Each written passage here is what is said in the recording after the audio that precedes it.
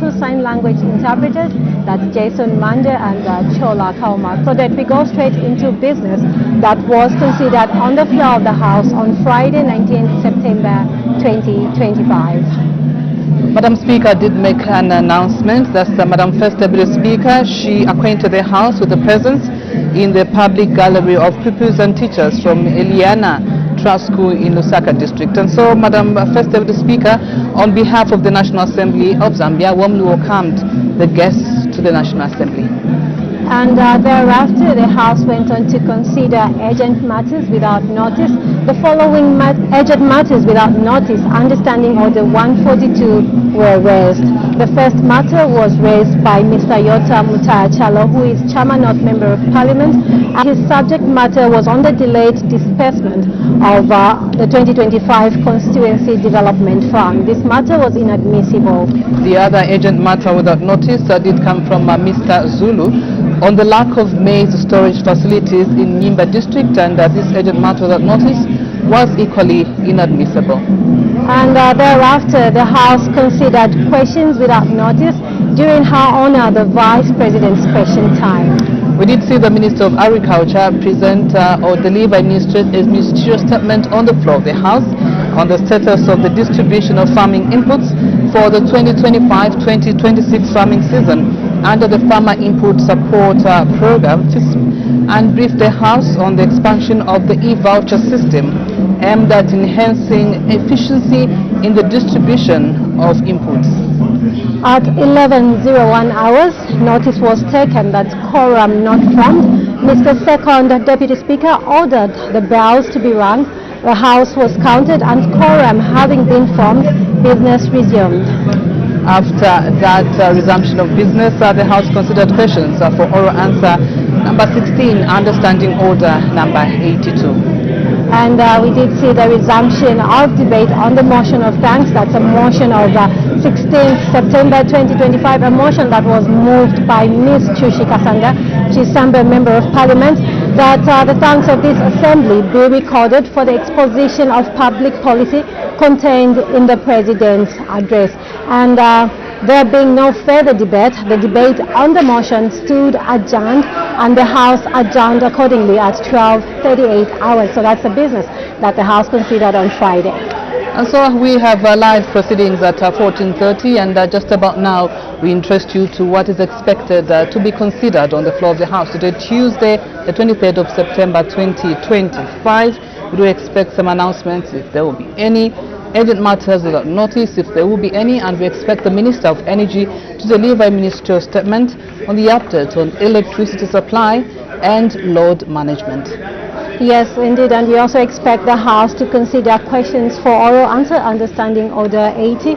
We do expect question number 17 to be asked by Mr. Jonathan Daka, who is today's a Member of Parliament, and this question will be directed to the Minister of Community Development and Social Services.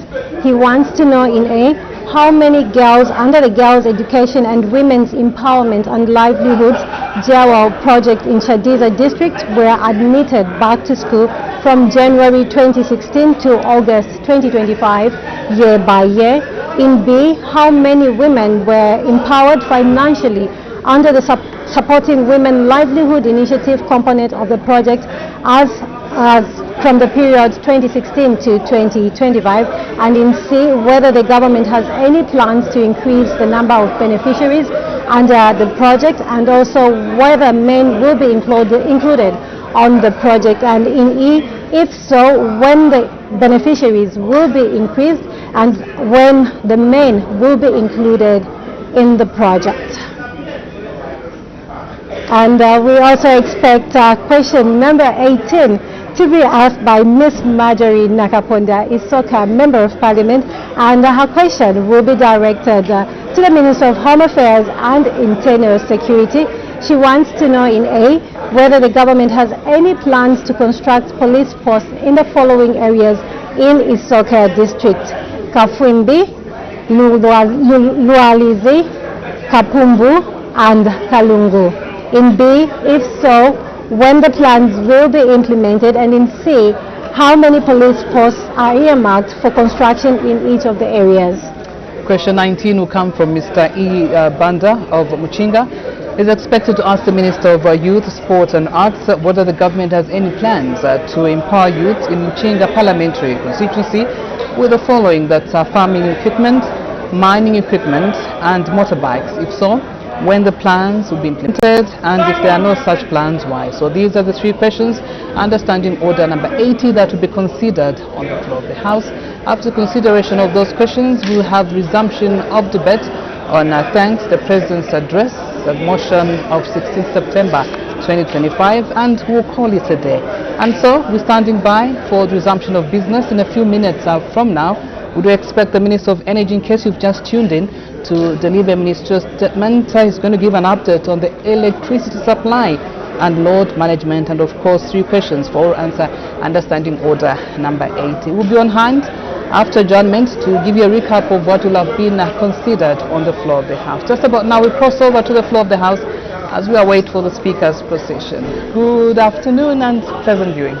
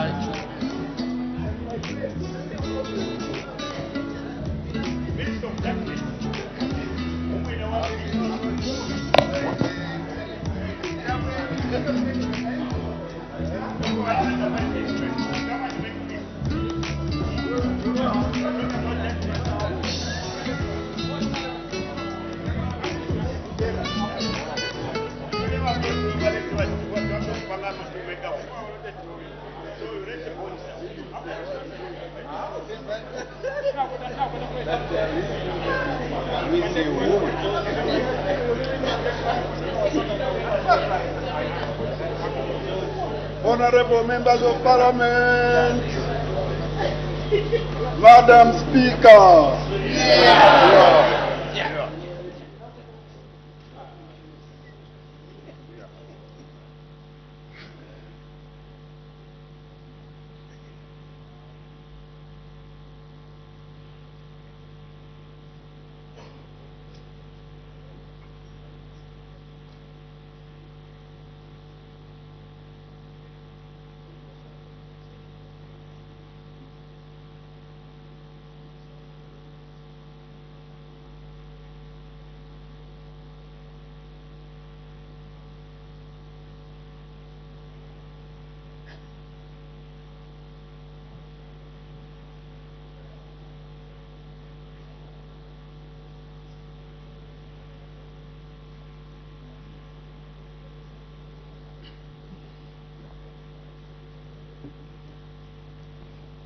and sing of Zambia, proud and free. Land of faith and joy in unity. Victors in the struggle for our rights. We want freedom's fight. Oh, one, strong and free. Africa is our own motherland, fashioned with and blessed by those who blend. Let us all our people join as one, brothers under the sun. Oh, one, strong and free. One land and one nation is our cry. Dignity and peace in Zambia's sky, like a noble eagle in its flight. Zambia, praise to thee, oh one, strong and free. Praise be to God, praise be, bless our great Zambia, Zambia, Zambia. Remain we stand under the flag of our land. Zambia, praise to thee, oh one, strong and free.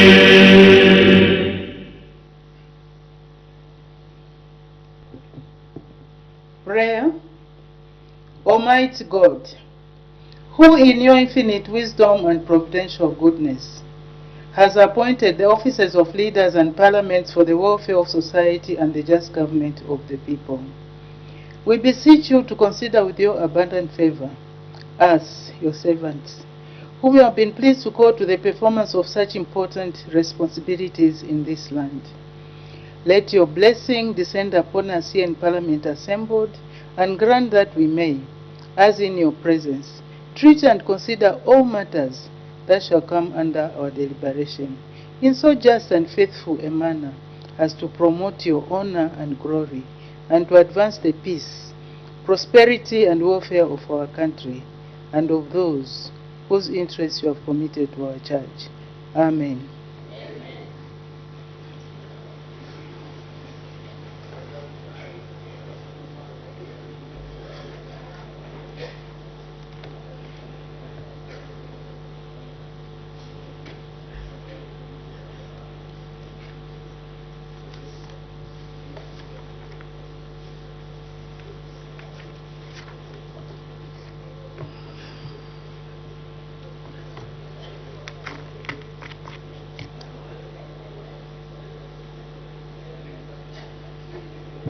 Order, honorable members. I have 4 announcements to make. The first one, honorable members, I wish to acquaint the House with the presence in the Speaker's Gallery of the following members of Parliament and staff from the Australian Parliament, led by Speaker of the House of Representatives.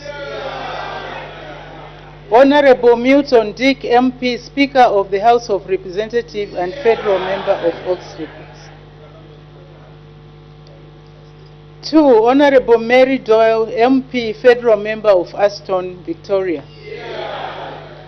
Senator Claire Chandler, Senator of Tasmania. Senator Dorida Cox, Senator of Western Australia. Senator Deborah O'Neill, Senator of North South Wales. Senator Tammy Tyrrell, Senator of Tasmania. Ms. Natalie Van Datel, Media Advisor to the Speaker. Ms. Tony Matulik, Delegation Secretary. Mr. Isaac Matia, Deputy Head of Mission, Australian High Commission. And Mr. Francis Rodzi, Political and Trade Office, Australian High Commission. I wish on behalf of the National Assembly of Zambia to receive our distinguished guests and warmly welcome them in our midst. I thank you. You are most welcome. The second announcement, honorable members, I wish to recognize the presence in the public gallery of visitors from the United Church of Zambia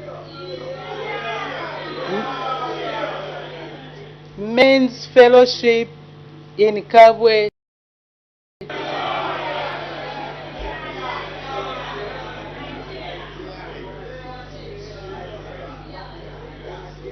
On behalf of the National Assembly of Zambia, I warmly welcome our visitors in our midst.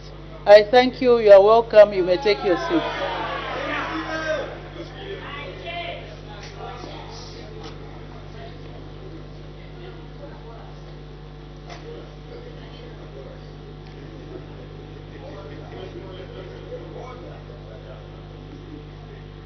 The third announcement, honorable members, I wish to inform the House that the Parliamentary Training Institute, in collaboration with the Committee Department and the Parliamentary Budget Office, has organized a workshop whose subject is the budget approval process for 2026 national budget.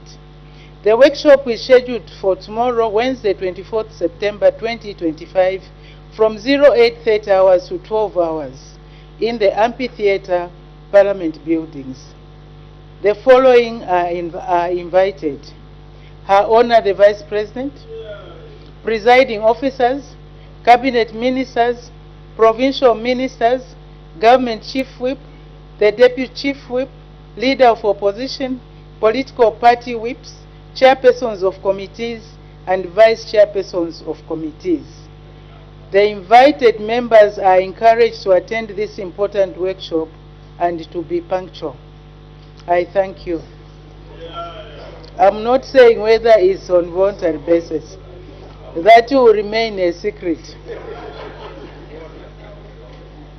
The last announcement, honorable members, I wish to remind the House that all the honorable members,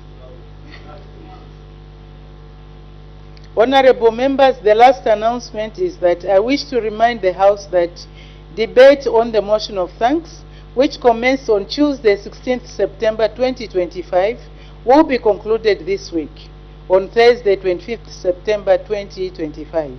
In this regard, today, 23rd September 2025, is the last day for honorable members from the back bench to debate the motion. The front bench will then take the final 2 days, Wednesday, 24th September and Thursday, 25th September 2025, to debate the motion and to respond to issues raised. Therefore, all honorable members from the backbench who have not yet debated are encouraged to do so today. I thank you.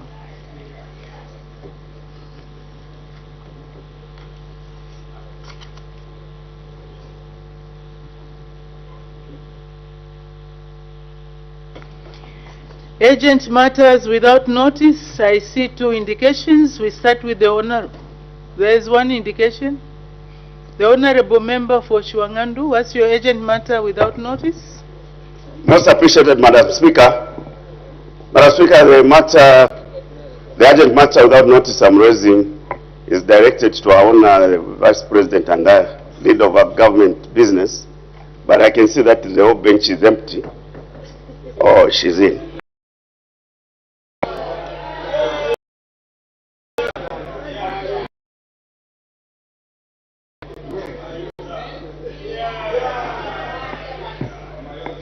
Welcome, Your Honor, the Vice President. Madam Speaker, the urgent matter I'm raising borders on national security. Madam Speaker, as we all know, the stable security environment in the nation is a catalyst for prosperity of all sectors in the nation. Madam Speaker, I raise this matter with serious concerns that of late, even as of yesterday, there has been a noticeable tendency of some unruly citizens from the ruling party who have waged a vicious war against the Minister of Home Affairs and Internal Security. Madam Speaker, this matter may sound like a joke, but this is what brings chaos, because the unruly behavior of those people who are calling for the blood of the Minister of Home Affairs and Internal Security have gone to the higher limits. It is our honor, the Vice President, in order to remain quiet without intervening, because the security for her as the Deputy Commander-in-Chief depends on this office. So is that of the Commander-in-Chief. Is in order to allow a person holding such a very important government position to be vulnerable at the hands of unruly cadres which now get into lawlessness. I seek your serious guidance. I really shouldn't be a case for making someone vulnerable. I seek your really serious guidance on this, Madam Speaker.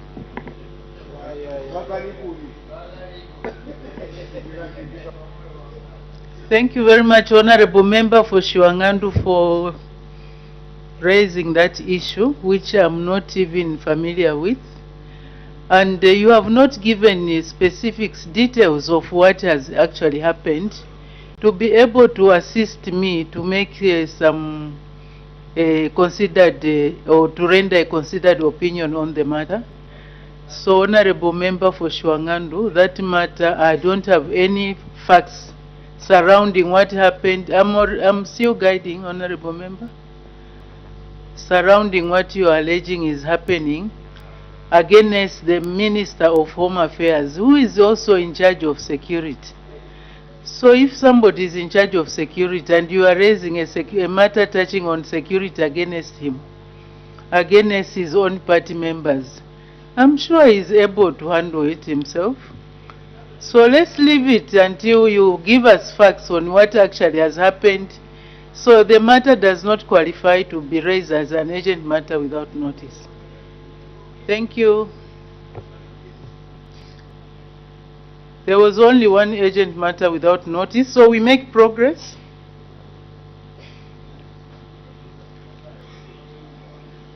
I have permitted the Honorable Minister of Energy to present a ministerial statement. The Honorable Minister of Energy.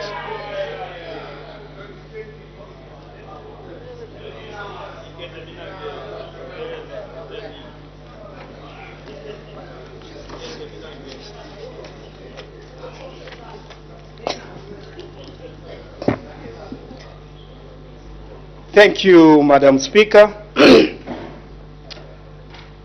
I wish to thank you for giving me this opportunity to update the nation through this August House on the country's electricity supply and load shedding.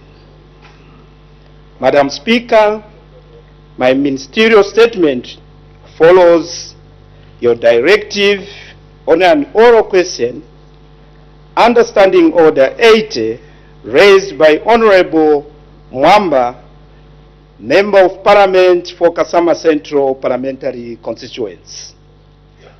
Madam Speaker, given the drought in 2023-2024 rain season, ZESCO introduced load shedding, a measurement to avoid damage to generating, transmission, and distribution equipment while protecting essential services. Madam Speaker, the government understands and empathizes with our citizens on the negative impact that load shedding continues to have. Madam Speaker, as you may be aware, Zambia electricity subsector is facing notable strain, primarily due to our heavy reliance on hydropower, which historically accounts for more than 80%, which has now been negatively impacted by climate change. Madam Speaker, despite projections of normal to above normal rainfall in most parts of the country, the 2024-2025 rainfall season was below expectation to enable sufficient restoration of hydropower reservoirs. This resulted in lower than normal water inflows into Kariba, Iteji, and Kafue Gorge reservoirs. The water levels in all the reservoirs were significantly lower than they would be in the ideal situation.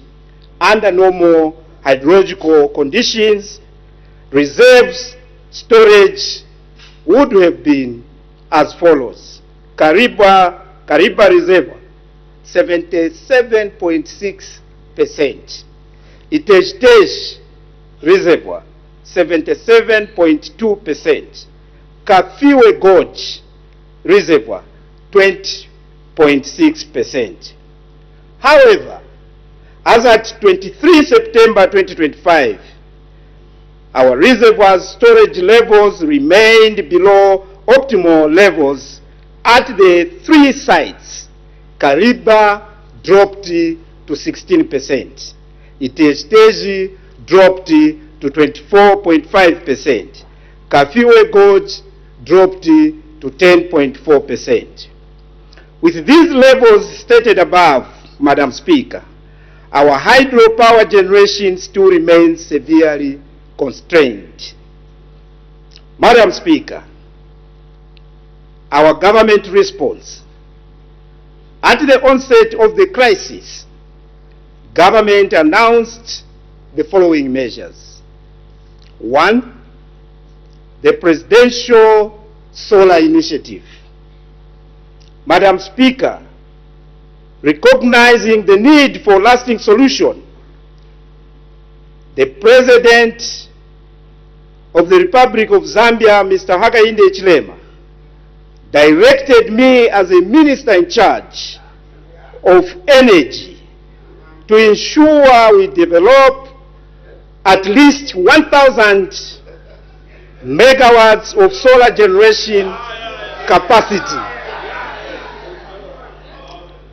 by December 2025 under the Presidential Solar Initiative.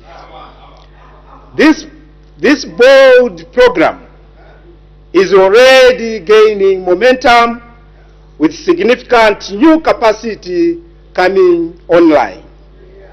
So far, Madam Speaker, we have commissioned 125 megawatts through the following projects located in Central Province. 1, Chisamba Solar, 100 megawatts completed. 2, Serenje Mailo Solar Power Plant, 25 megawatts.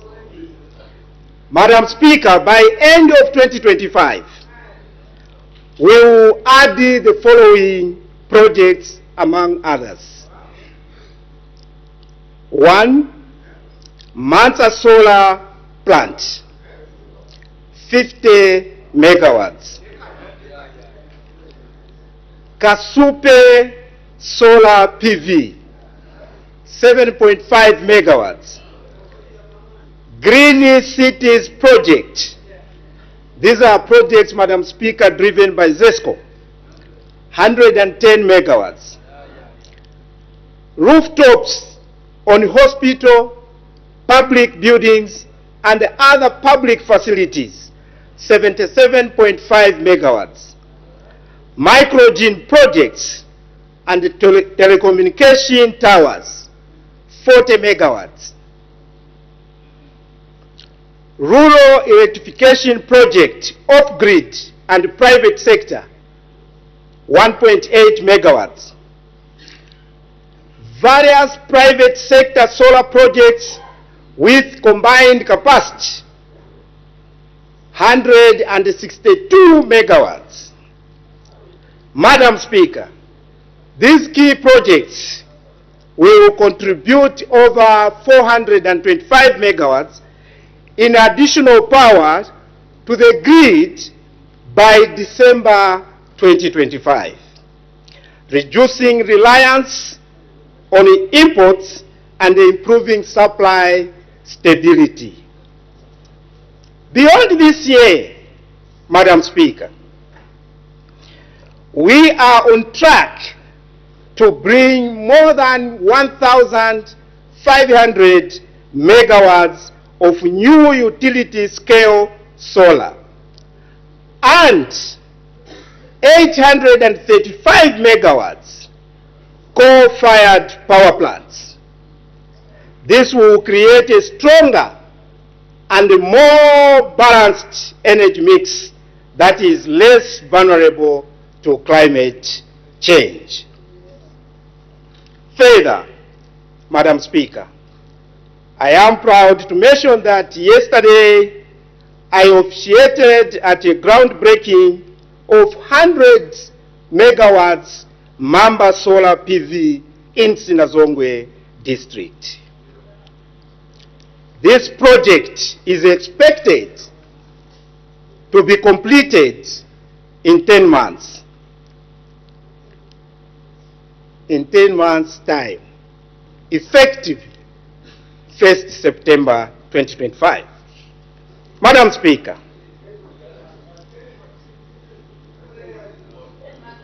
ten months.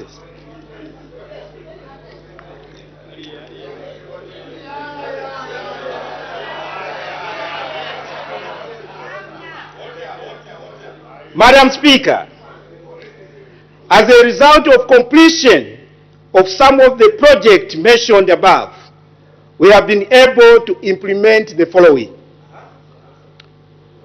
Under these very difficult circumstances, the government looked at the economical survival of our members of society whose livelihood depends on electricity availability. To this effect, Madam Speaker, highly dense township, the one we call, Madam Speaker, compounds, have been prioritized and being given availability of power at least 10 hours a day, have been prioritized and being given availability of power at least 10 hours a day. The implementation of this measure, Madam Speaker, is in a phased approach with increased numbers being added as power sources are secured. Madam Speaker, this program has been started with 21 townships which have been selected, and we expect the number to progressively increase. Madam Speaker, you may recall that when we implemented the emergency tariff, government prioritized vulnerable members of society in order to cushion them by giving lifeline tariff, which reduced by the rate of 20% for those consuming up to 100 units. Madam Speaker, in a normal society, when you have a crisis, the first people to be addressed, Madam Speaker, are the vulnerable people. And this is what we have decided to start with. Our vulnerable people in the society. Members of Parliament, at least they can struggle here and there. 2, Madam Speaker, we haven't just left the rest of the customers just like that. Other retail customers, Madam Speaker, are receiving an average of 6 hours per day on a rotational basis. Madam Speaker, as the above project come to completion, power supply will increase for all our customers.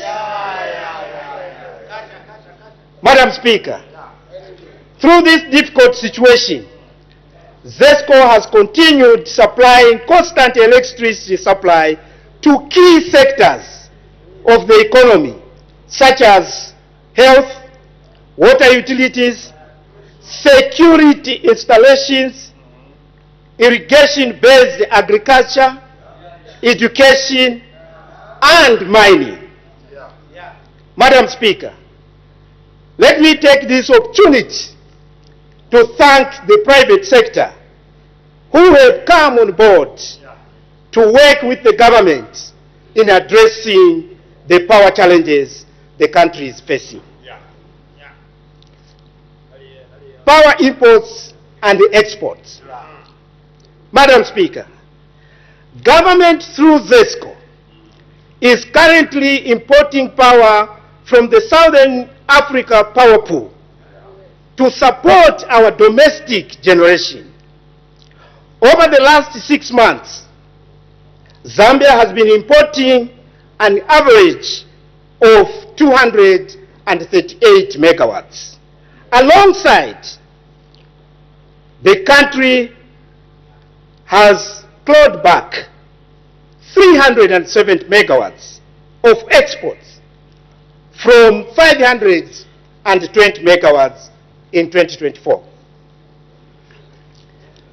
To date, Madam Speaker, we are prudently managing exports of 150 megawatts under existing agreements, which is further expected to reduce to 106 megawatts by October 2025. Madam Speaker, the current state of exports and the imports is as follows. ZESCO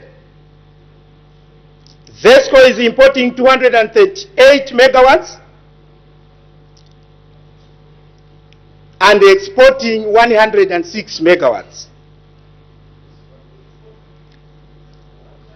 Pedrodex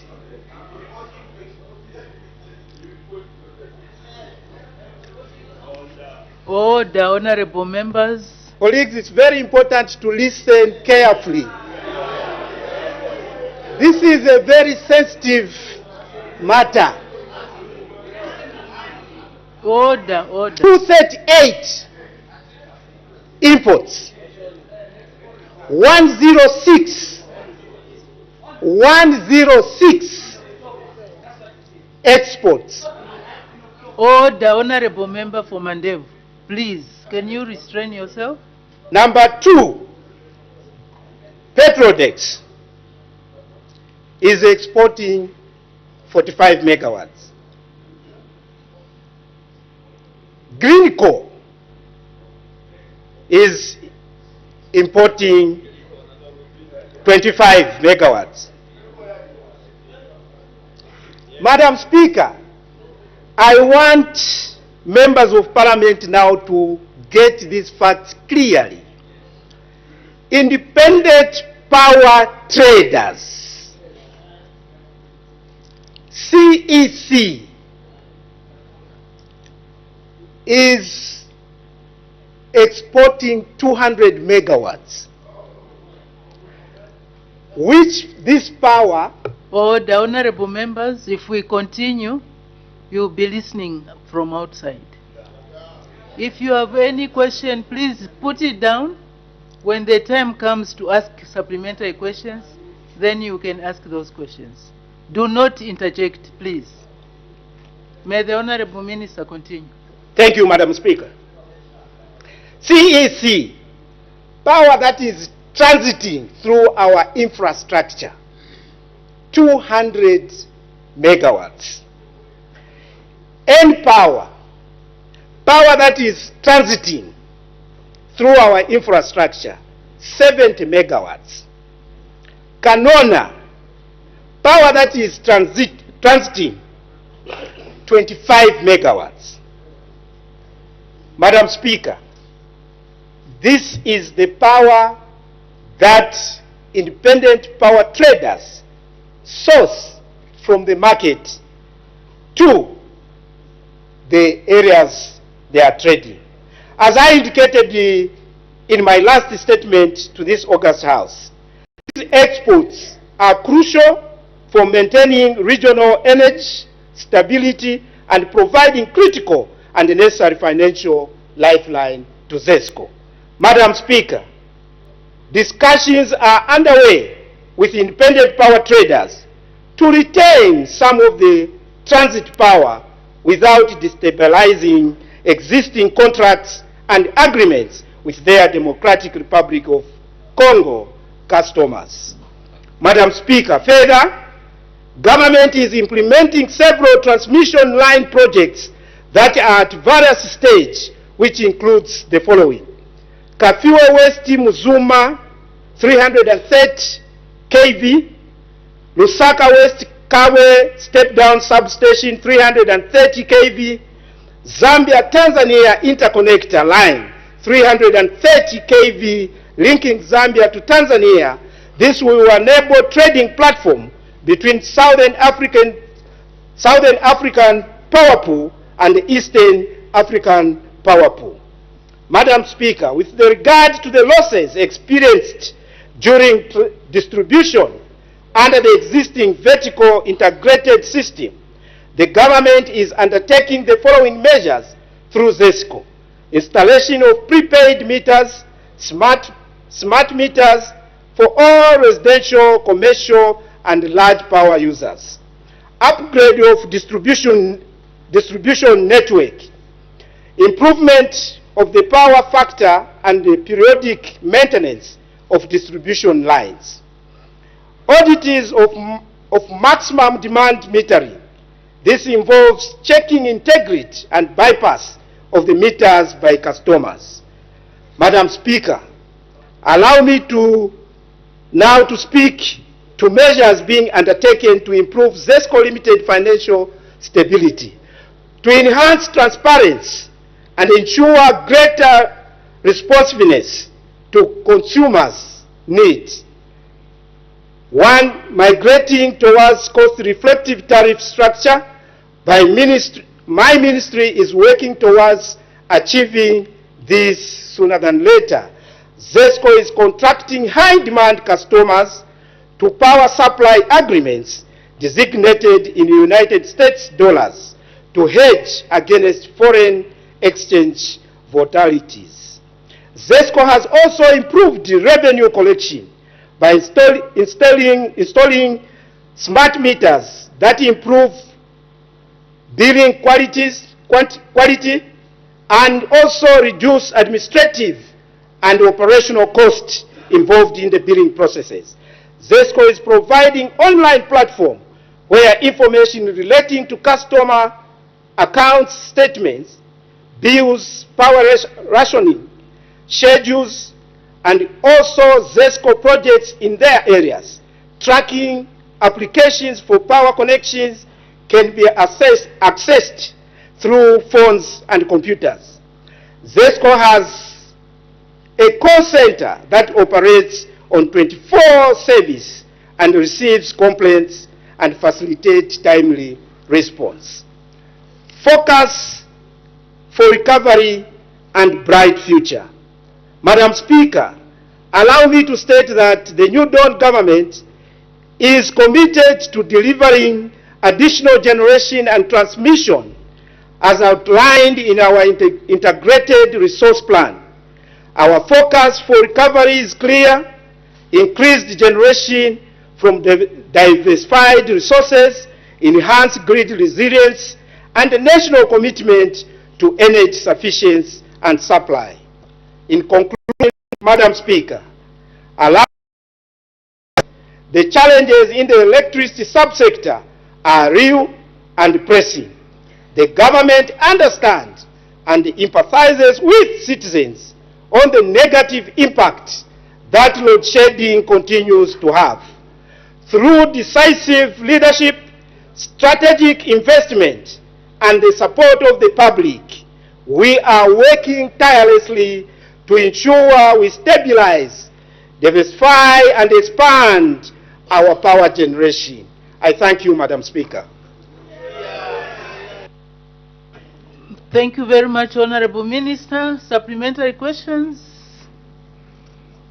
Honorable members are now free to ask points of clarification on the statement that has just been rendered by the Honorable Minister of Energy.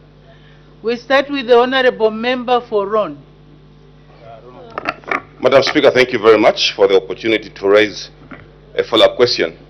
Honorable Minister, thank you very much for the statement. Madam Speaker, the Honorable Minister has said that from the 500 megawatts that was being exported, government has been able to claw back about 300 megawatts. I realize, Madam Speaker, that in every contract there must be clauses that favors both parties. Honorable Minister, my question is, looking at the dire situation in the country, even when you're trying by all means to ensure that we increase the numbers of hours that you're supplying power to the people, are you not able to claw back the remaining 106 that has remained on the export table? Are you not able in the contract? Is there no such clauses that you can cancel and retain all this power, looking at the dire situation that we have as a country? Thank you, Madam Speaker. Thank you. The Honorable Minister of Energy. Thank you very much, Madam Speaker. Madam Speaker, if you look at the number of megawatts that we have managed to use some of the clauses that are in the contracts, that's why we are somewhere 106 that is remaining, and which is very important in terms of regional stability, in terms of energy. Because even us, Madam Speaker, as a country, we depend on others. So these lines cannot be completely, closed or shut down. It means we are just inviting problems for ourselves. So to maintain this relationship, hence we have reduced, they have managed to understand the crisis that we are going through. Hence we have reduced. For example, I will just quickly pick one country, Madam Speaker, Namibia. The contracts that are existing were at 180 megawatts when everything was okay. But because our colleagues understand the problems we are going through, we managed to negotiate with them to drop to 50 megawatts. So colleagues, in a region, we are not in a vacuum. We operate with other neighboring. Thank you. Thank you. The Honorable Member for Chipili.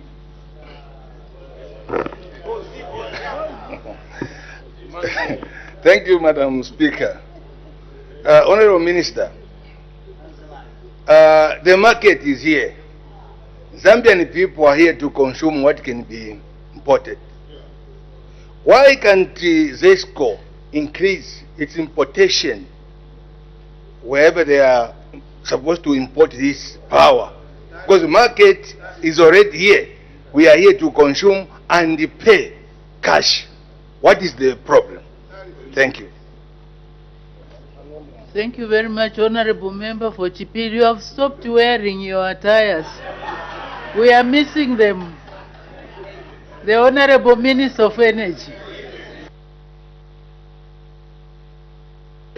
Thank you, Madam Speaker, and thank you, Honorable Member. Madam Speaker, there are a number of factors that are put in consideration when we are talking of imports. First of all, there are also issues of transmission capacity, 1. 2, we must understand that, and also probably especially as honorable members of parliament, from the same mouth, you have just been complaining that, you know, the tariff is too much for our people and so forth.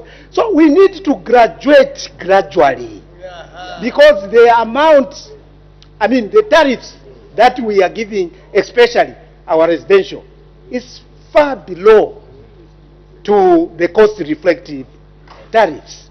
So these are some of the reasons why these imports cannot be completely, you know, cut, because this is where the lifeline for ZESCO is. I thank you, Madam Speaker. Thank you very much. The Honorable Member for Bwana Mkubwa. Thank you, Madam Speaker. Madam Speaker, I do sympathize with the Minister of Energy, because I don't remember last time when I arrived home and I found power, and him reading such a mysterious statement, I don't know. Because, Madam Speaker, I've been on low voltage for 4 days now, where I stay as an MP. So, anyway, let me proceed to ask a question. Even if we have inverters and the solar panels, but they cannot be charged. Anyway, suffice to say that, Madam Speaker, I do thank the Minister of Energy for his submissions.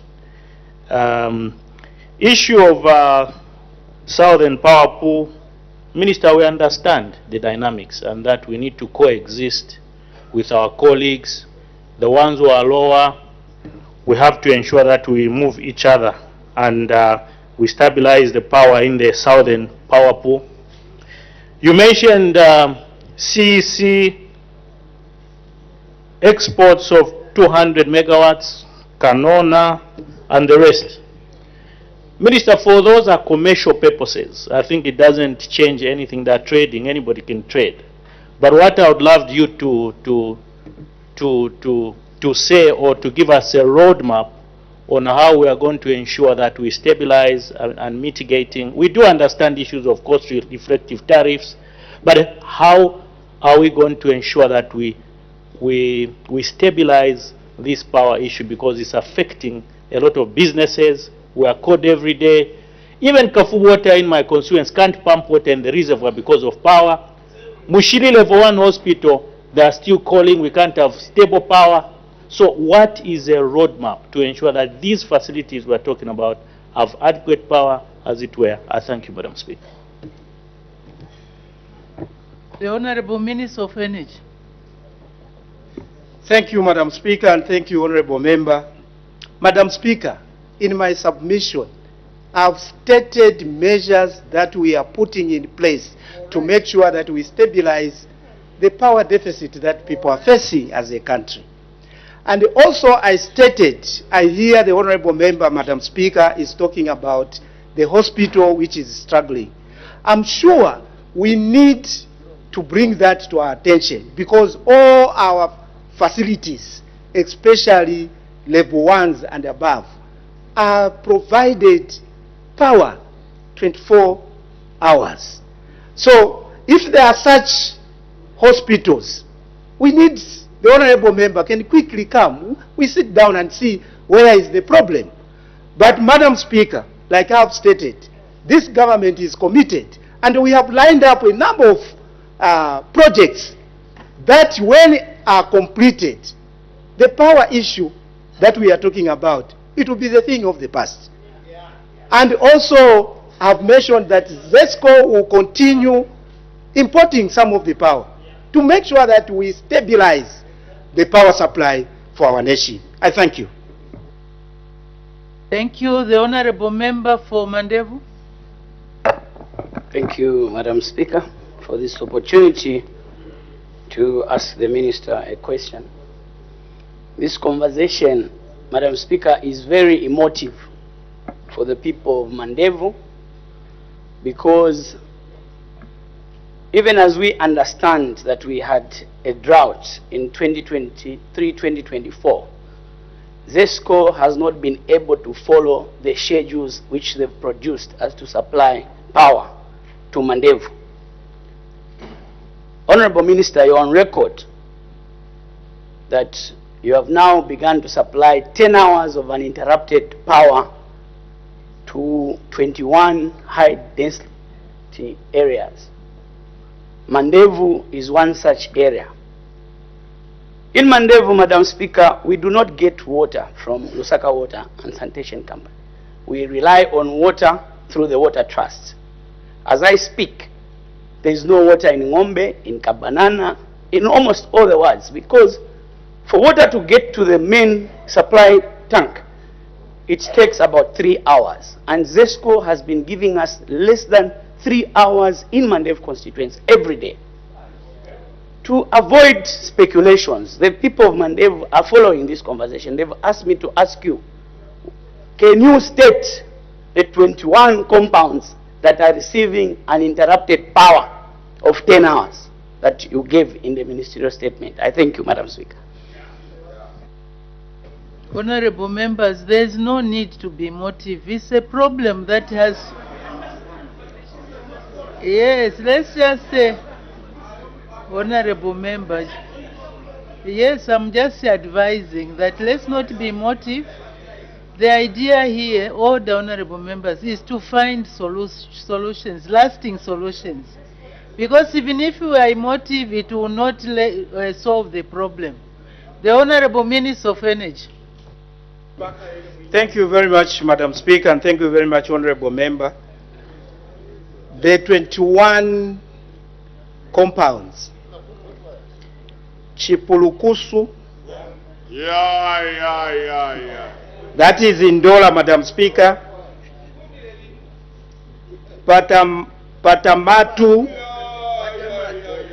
Luancha, Kankoyo, Mufurira, Usakire, Kitwe, Chipata, Kitwe, Kanyama, Lusaka, Chawama, Lusaka, Chivolia and John Lengi, Lusaka, Mrs. Lusaka, Mutendere, Lusaka, Mandevu, Lusaka, Bowling, Matero, Garden, Maramba, Liwuyu, Linda, Sawmills, Mawaya, Zambia, Mkalanguzu, Makalanguzu, in Choma. Madam Speaker, if the people in Mandevu are not receiving 10 hours, those are the issues we will look at, because they have been scheduled as the first 21 compounds. Those are the issues. This is a program that has just been implemented. There may be some 1 or 2 errors in trying to implement this program. I'm yet with pleasure to address what could be the challenge that is affecting Mandevu. I thank you, Madam Speaker. Thank you. The Honorable Member for Muchinga.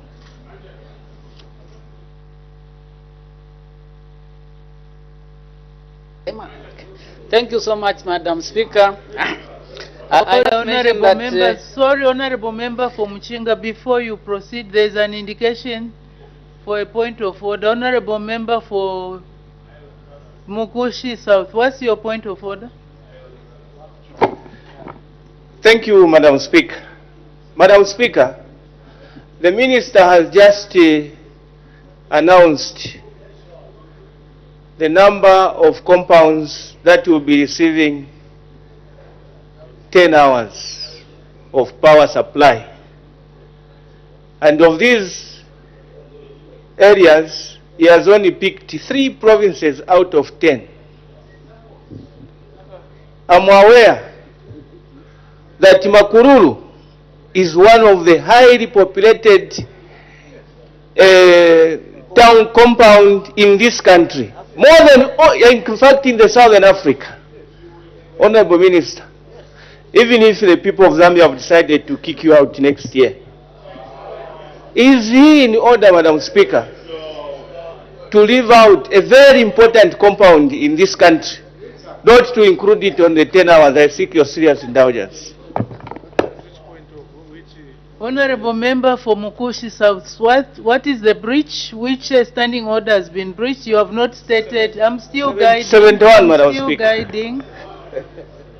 On account of the Honorable Member having failed to state which standing order has been breached, the point of order is not admitted. May the Honorable Member for Muchinga continue. Thank you so much, Madam Speaker. I was just stating that the 25 megawatts that is coming from Mairo is actually in my constituency and with a lot of potential to produce more. So my question to the Honorable Minister is that how many megawatts is Pensulo substation able to take at the moment? Because a lot of people, a lot of companies have shown interest to invest in that part of the country, Muchinga specifically, because we have a lot of, these pylons that goes to Luswasi, Petauke, so that's where they are targeting to be tapping the power. But I'm told that from there it has to come to Pensulo substation. So the question that these investors are asking now is, how many megawatts can Pensulo take so that now they start looking for land? Madam Speaker, I thank you. The Honorable Minister of Energy. Thank you, Madam Speaker, and thank you, Honorable Member. I'm sure that question, Honorable Member, those investors are most welcome, because before they invest, there are procedures that are taken in place for implementation. So it will be very right when they have followed those procedures, and we will be able to determine how many megawatts can be pushed through that substation. They are most welcome. I'm sure you even heard from the head of state that, please, all of us here, let's keep on bringing in investment in the energy sector. I thank you, Madam Speaker. Thank you. In other words, Honorable Member from Muchinga, please engage with the Honorable Minister to find those details. The next will be the Honorable Member for Kwacha. Thank you, Madam Speaker, for the opportunity given to ask a follow-up question to the Minister of Energy. And also let me thank the Minister of Energy for the measures being undertaken by your ministry to stabilize the power deficit in the country. Now, Honorable Minister, having gone through the worst drought the country has ever recorded in its history, are we not, or are you not considering as a ministry to construct solar power plants in almost all the 116 districts, so that whenever we are faced with such a challenge, we will not be able to have such a situation? What it takes is about less than 100 megawatts. If only each district can have its own solar plant, then this problem could not be there if at all we have solar plants in all the districts. I thank you, Madam Speaker. Thank you. The Honorable Minister of Energy. Thank you very much, Madam Speaker, and thank you very much, Honorable Member. Madam Speaker, indeed, this is what this administration is doing. Our roadmap is very clear. Instead of just depending on hydro, we have decided to explore other alternative sources of energy. For now, you have seen that we are encouraging and trying to attract investors in the energy sector. And it is our encouragement to make sure that in all our 10 provinces, we have these projects running. And that is what we are heading to. Our trajectory is heading to make sure that all the provinces have sufficient supply of power, Madam Speaker. I thank you. Thank you. The Honorable Member for Chairman. Thank you, Madam Speaker, for the opportunity. Thank you, Minister, for that ministerial statement. Honorable Minister, just like the MMD government, the new Dawn government is putting more emphasis on the private sector to increase power generation in this country. The reason why we are in this crisis today, because for the 20 years, I think, of the MMD, there was no significant investment in the power generation, apart from rehabilitation works funded by the World Bank. Now, my question is that since all your statement you are tailored to the private sector, don't you have plans as government to take a leading role in investing in power generation alongside the private sector, like what other countries are doing, so that we can address future electricity challenges? Because waiting for the private sector, we may have a disaster in waiting. I thank you. Thank you very much. The Honorable Member for Lundazi, to be ready, will be the next to ask the question after the Honorable Minister answers that question. The Honorable Minister of Energy. Thank you, Madam Speaker. Thank you, Honorable Member. When I was trying to read out the projects that are under the way, I did mention ZESCO. That is a government utility. So even from the government side and the private sector, we have said we are going to drive our economy by also encouraging the private sector participation. So even from the government side, Honorable Member, through you, Madam Speaker, we have projects that are being driven by government through ZESCO. So, Madam Speaker, it's one of those roadmap that we have set for ourselves. I thank you. Thank you. The Honorable Member for Lundazi, who is joining us via Zoom. You have the floor, Honorable Member. Thank you, Madam Speaker. And I want to appreciate your office for allowing me to attend virtually during this time when we are suffering this loss of a sister who passed on. We are grateful. Madam Speaker, the people of Lundazi have a follow-up question to the Minister of Energy. Honorable Minister, you have just indicated that public institutions, especially places like the hospitals, are not supposed to be load-shedded. Unfortunately, Honorable Minister, Lundazi District Hospital, people are failing to even have deliveries done in a good way because they are also being affected by this load shedding. Honorable Minister, what are you going to do for the people of Lundazi, especially for the hospital, which is also suffering this load shedding? What instruction do you have to the, the ZESCO MD on what he's doing to the people of Lundazi? I submit, Madam Speaker, and thank you so much. Thank you. The Honorable Minister of Energy. Thank you, Madam Speaker, and thank you very much, the Honorable Member for Lundazi. Madam Speaker, I have stated in my submission that our economic and key institutions such as health, mines, agriculture, we have said we are not going to load shed them. If Lundazi District Hospital is being load shedded, those are the matters that they can bring to our attention so that we sit down and find a solution. Because already this government has committed itself to make sure that health facilities must be supported, to make sure that the well-being of our people is looked after properly. I thank you, Madam Speaker. Thank you. The Honorable Member for Kankoyo.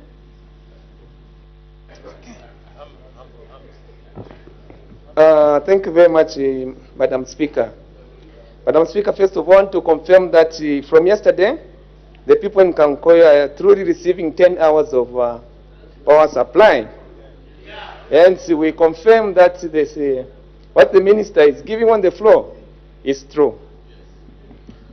Now, coming to my question, Madam Speaker, I want to find out from the Minister of Energy the true cost of producing electricity using solar against the average selling price.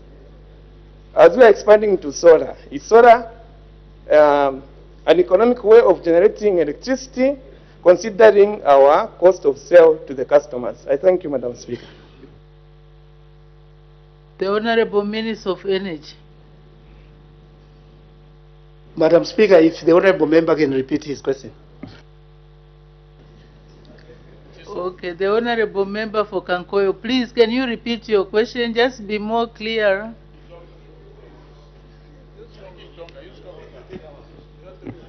Yes, what I said is the 10 hours of electricity supply. You just repeat the question. The 10 hours, I think they've heard. What was the question? We thank you, Honorable Minister, for the 10 hours. Now, my question is, as the government diversifying into solar, which is a more reliable source of producing of electricity, but I want to know the cost, because you may produce at a higher cost and sell at a cheaper cost, since the projects will not be sustainable. So what is the true cost of producing electricity using solar against the selling price? I thank you. The Honorable Minister of Energy. Thank you, Madam Speaker, and thank you, Honorable Member. First of all, we have said, Madam Speaker, that due to solar dependence on the hydro, we find ourselves where we are. And this administration decided to explore other alternative sources of energy, such as solar. And now, we are encouraging and we are investing in the solar power plants. And this, Madam Speaker, we have said we are also trying to look at the tariffs to make sure that all the tariffs are cost reflective.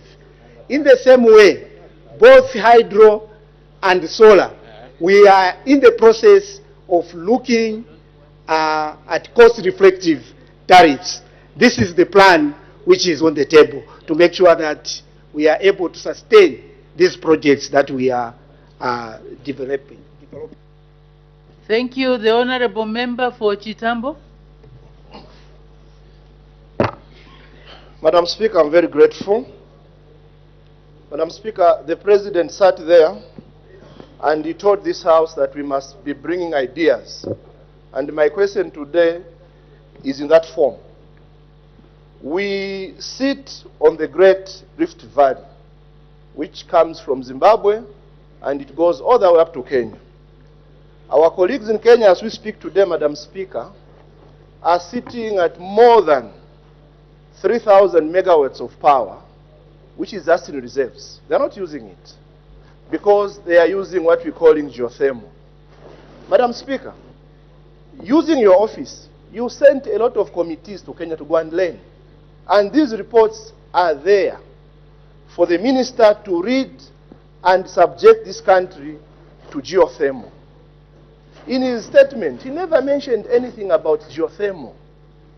Why are we not doing or drilling these wells to get power from those wells than concentrate on solar, which is not very reliable, as it has been stated by scientists who have come to know that solar is not power that we can rely on as a nation to do industrial work or industrial generation. Madam Speaker, to add more to that, is that we were one of the first countries in this southern region to drill a hole in Kachorola there. And the minister knows. And geothermal power is there. Why can't we tap power from there and use it? I thank you, Madam Speaker. Thank you very much. The Honorable Minister of Energy. Thank you, Madam Speaker, and thank you, Honorable Member. Madam Speaker, I did submit to this August House that this administration is exploring other alternative sources of energy. So even the idea our colleague has said is most welcome, but it's a process. It takes investment. But so far, I was concentrating on solar because this is the investment that is on the table by now. But all those ideas the Honorable Member has mentioned are welcome and they are going to be considered. There are processes that this government is doing. I thank you, Madam Speaker. You can invite the Honorable Minister for a cup of tea so that he can give you those ideas. The Honorable Member for Kasama. Thank you, Madam Speaker, for the opportunity to ask a follow-up question. Honorable Minister, the questions that we bring on the floor of the House are in good faith, especially one like this one. We need to have honest conversations because this is a non-controversial issue and the citizens out there would like to know. Honorable Minister, the citizens are frustrated by unplanned blackouts. You have told us about the 10 hours, which in most cases is not correct because the schedules are neither here nor there. Honorable Minister, in simple terms, can you please inform us what is the exact national deficit, the national current power deficit, and then in summary, can you give us a clear timeline as when we can expect load shedding to reduce significantly, not to end, but to reduce significantly, and what accountability mechanisms will ensure that this promise is met? I submit, Madam Speaker. Thank you. There's 3 in 1 questions. The Honorable Minister of Energy.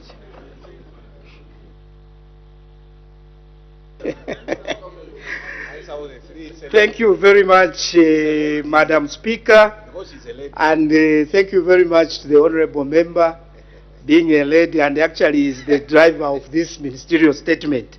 Madam Speaker, the power deficit as at 23rd September 2025 stands at 1,555 megawatts. That's the deficit. And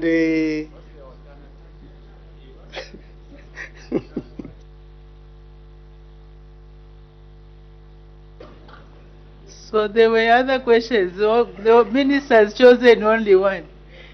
I suggest also that you do engage, honorable members, let's engage and have a conversation over this issue to see how we can confront this problem. It's a big problem. Since the honorable member for Kasama is the one who prompted this, maybe I'll give her another opportunity to ask the other question, which the honorable minister can ask. The honorable member for Kasama. Thank you for the opportunity, Madam Speaker. I already asked, and the minister knows the question. So, Honorable Minister, so in summary, is it possible to give a clear timeline as to when we can have significant reduction on load shedding? And then also, when you give us that statement, what accountability mechanism are you going to give us so that we ensure that the promise is made? Thank you. The Honorable Minister of Energy.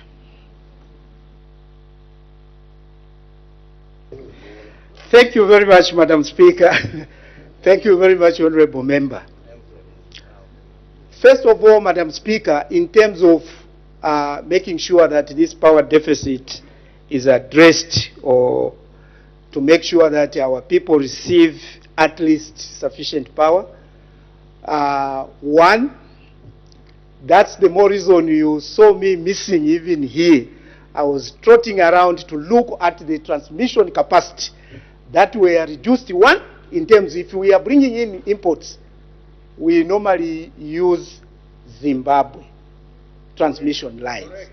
So we were reduced from 600 to 300. So I was forced to go there and negotiate, and we have managed to negotiate with Zimbabwe, who have immediately we concluded with immediate effect they gave us a 65 megawatts plus.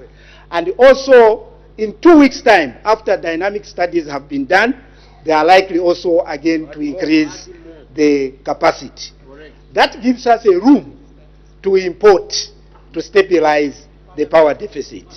Then secondly, Madam Speaker, the time frame for us to see results, like I submitted, by December we are completing this almost 425 megawatts.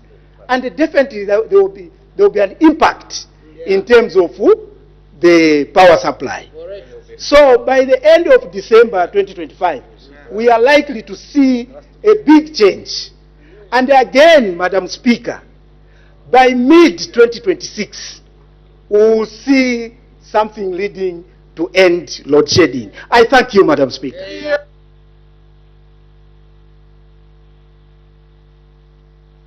The next, the Honorable Member for Lubanseshi. Thank you, Madam Speaker, for the opportunity given to the good people of Lubanseshi constituency. Madam Speaker, the people of Lubanseshi want also to thank the Minister for updating the nation on the load shedding issue, which has made a lot of people become a bit of vulnerable because it's a dependable business. My question to you, Honorable Minister, on behalf of the people of Lubanseshi, since you have told the nation that you need about 1,500 megawatts to sort out the issue of load shedding, my question to you, Honorable Minister, have you done your survey to establish how much will be needed as a nation so that when it comes to planning and focus on to end this problem, we need to work with a figure so that even those who may wish to come on board and support our country, they're able to know that indeed, if we take so much investment worth maybe $2 million, the problem will be done maybe by 2031 or so. My question, I want to repeat, how much money are you looking for to sort out this problem, taking into consideration that as we are sorting this problem, the population in terms of demand of power is also increasing because population is growing. I submit, Madam Speaker. The Honorable Minister of Energy. Thank you, Madam Speaker, and thank you, Honorable Member. First of all, how do we plan for our power sufficient or to secure power for this country? Madam Speaker, one, we are driven by the national demand. Currently here, we are saying our national demand is plus minus 2,888 megawatts. So even if I've given that figure, we are expanding in the mining. We are also encouraging people to go irrigation. And also population is growing. So our target is to make sure that we grow our generation. So that is our target. Now, Madam Speaker, I'm not in a position today to indicate to the Honorable Member how much money do we need in order to meet this demand. I think that one, Madam Speaker, I invite the Honorable Member to come to the office and I'll invite experts to give the projection. I thank you, Madam Speaker. Thank you. We have exhausted most of the time. But because the people of Shiwangandu have thermal power, maybe there could be some good ideas coming from Shiwangandu. The Honorable Member for Shiwangandu. Most appreciated, Madam Speaker. Indeed, we can bring some ideas on the table. The challenge, Honorable, Madam, through you, Madam Speaker, the challenge the Honorable Minister is having with the public is that he's pitting himself against the public because of the inconsistent statements. The initial assurance in this August House was that by June, we were going to see drastic drop or drastic increase in the number of hours for people to receive power. Now it's December, and he's talking about June next year. Just yesterday, Madam Speaker, he was on television assuring people that they'll be getting 15 hours of power supply. Today, he's saying 10 hours. My simple question to you, Honorable Minister, because it shouldn't look like you're mocking your citizens. You came here to pronounce emergency tariffs so that citizens can start getting enough power supply.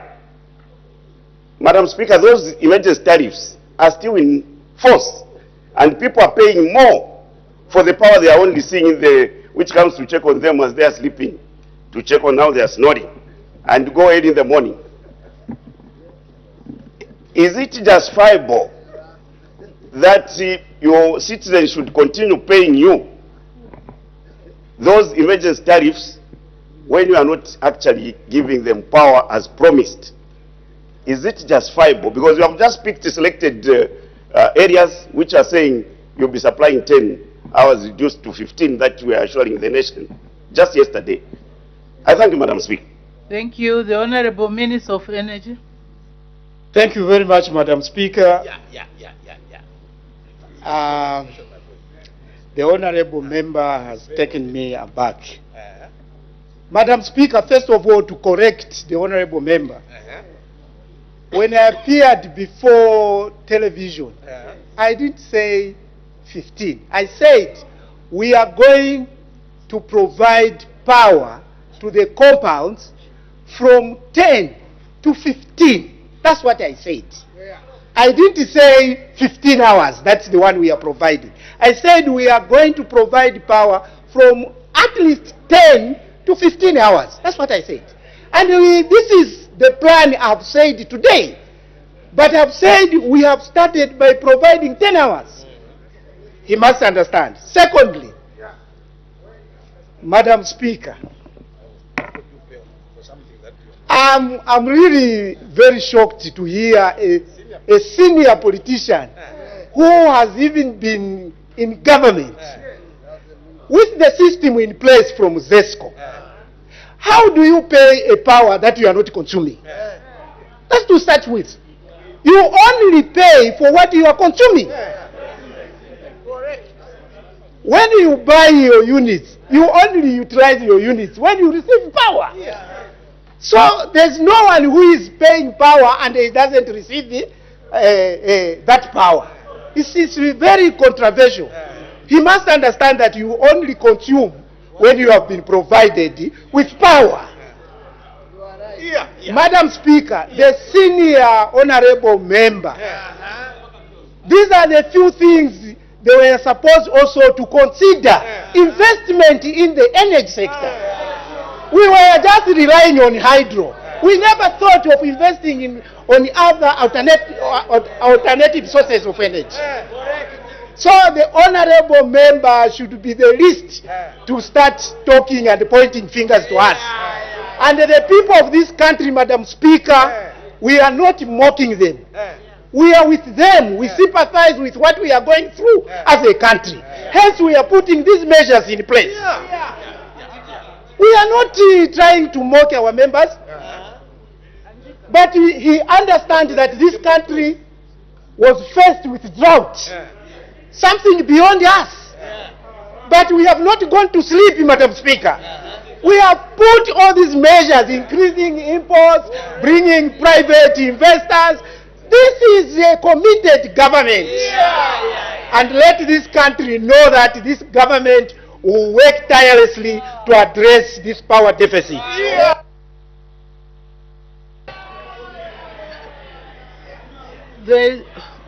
I think we have debated. We need to make progress. We need to make progress. We have questions and we have the presidential debate.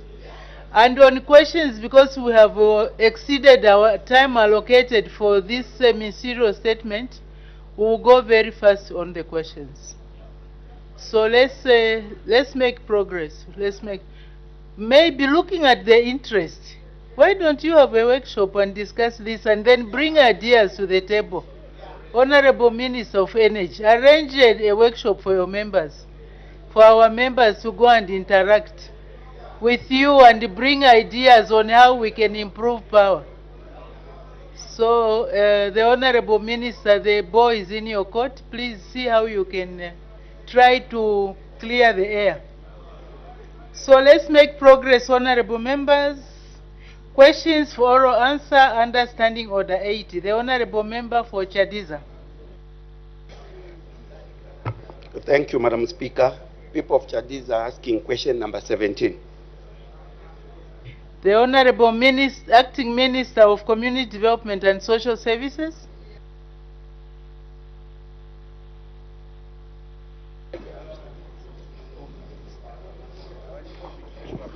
Thank you very much, Madam Speaker, and thank you for this opportunity. Madam Speaker, allow me to take advantage of this opportunity to congratulate our colleagues on your left, those that had won those 2 by-elections in Northern Province, that is Citizens First in Lupososhi, and also Chivulula in Mpulungu. We congratulate you. Madam Speaker, I would want also to implore our colleagues to congratulate us by winning Chishwad in Nsama district. Especially that our colleagues just came with only 16 votes, Madam Speaker, against 463. So the M2 should also congratulate us. And also, this party, Madam Speaker, is not jealousy. When our colleagues win, we congratulate them. Though some think that winning that small by-election, they have already arrived. And yet out of 17, Madam Speaker, UPND Honorable has Minister, won I thought 14. you were congratulating. Again, you are taking away. Madam Speaker, I said I take advantage of this opportunity in congratulating our colleagues for their win, and also they should congratulate us for winning Chishwad. Having said that, Madam Speaker, Honorable Member for Chadiza is asking my ministry in A, how many girls under the Girls Education and the Women Empowerment and Livelihoods Jewel project in Chadiza district were admitted back to school from January 2016 to August 2025, year by year. In B, Madam Speaker, how many women were empowered financially under the Supporting Women Livelihood Initiative component of the program as of the period at A. In C, Madam Speaker, whether the government has any plans to increase the number of beneficiaries on the program. In D, Madam Speaker, whether men will be included on the program. And I repeat, whether men will be included on the program. And in E, Madam Speaker, if so, when the plans at C and D will be implemented. Once again, Madam Speaker, allow me to respond as follows. On how many girls under the Girls Education and Women Empowerment and Livelihoods GEO project in Chadiza district were admitted back to school from January 2016 to August 2025, year by year. Madam Speaker, the Keeping Girls in School Empower component of the GEO project was only scaled up to Chadiza district in 2019. The enrollments year by year are as follows, Madam Speaker. Year 2019, we had 214 that were enrolled. And the program scaled up to Chadiza Of these, Madam Speaker, 21 girls who were not of school, out of school, sorry, Madam Speaker, were readmitted. In 2020, we had 171 enrolled because the caseload reduced due to dropouts, and also those that were completing grade 12 were phased out. In 2021, Madam Speaker, the number increased to 587, and this is due to sensitization that was enhanced within the district. In 2022, Madam Speaker, the number again rose to 1,241. And this high response, Madam Speaker, was due to continuous sensitization. In 2023, we had a reduction by 100. We had 1,141, and Madam Speaker, this caseload slightly reduced because some, as I said, had completed their grade 12 education. In 2024, we had another reduction, Madam Speaker, which came to 1,077. I think we have seen a further slight reduction from the previous year because of the stated reasons. In 2025, this program is still ongoing. As we are speaking now, we have enrolled 525. As I said, this is an ongoing program. We have continued enrolling. In B, Madam Speaker, how many women were empowered financially under the Supporting Women's Livelihood Initiative component of the program as of the period in A? Madam Speaker, the Supporting Women's Livelihood component of the GEO project in Chadiza district, 1,579 women have been supported under this important initiative, and it's as follows. In year 20, Madam Speaker, the cumulative number was 1,128. 2021, 1,900, sorry, in 2021, 193. In 2022, 258. So we are able to see that case was reduced due to a reduction in potential eligible beneficiaries from the social cash transfer database. The program was first implemented in the district in 2020, Honorable Member, while they were not considered under phase 5 and 6, which ran from 2023 to 2024 due to reduced caseload as referred to above. In C, Madam Speaker, on whether the government has plans to increase the number of beneficiaries on the program, Madam Speaker, the answer is yes. Honorable Member, the answer is yes. We are considering increasing the number. So the ministry has plans to increase the number of beneficiaries. And in 2025 to 2028, the ministry will support an additional 96,500 women, and this is countrywide. 96,500 will be added to the program under the Supporting Women's Livelihood component, which is now being called Supporting Women's Livelihood Climate Smart Productive Inclusion. Indeed, Madam Speaker, on whether men will be included on the program. Madam Speaker, just going by the program itself, it is indicating that women, supporting women livelihood.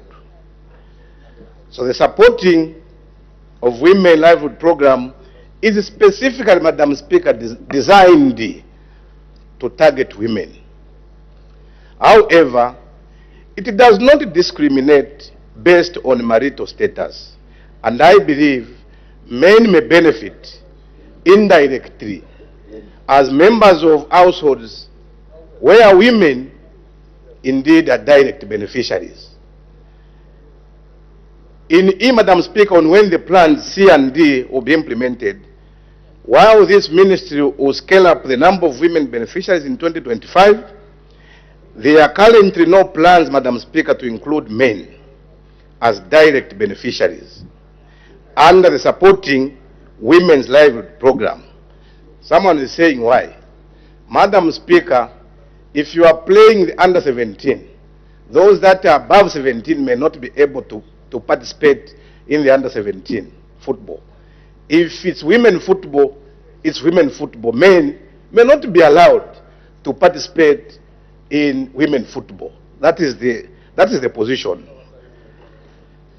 So, Madam Speaker, there are currently no plans, as I said, to include men as direct beneficiaries, but they could also be considered under indirect. They could benefit indirectly under the Supporting Women's Livelihood Program.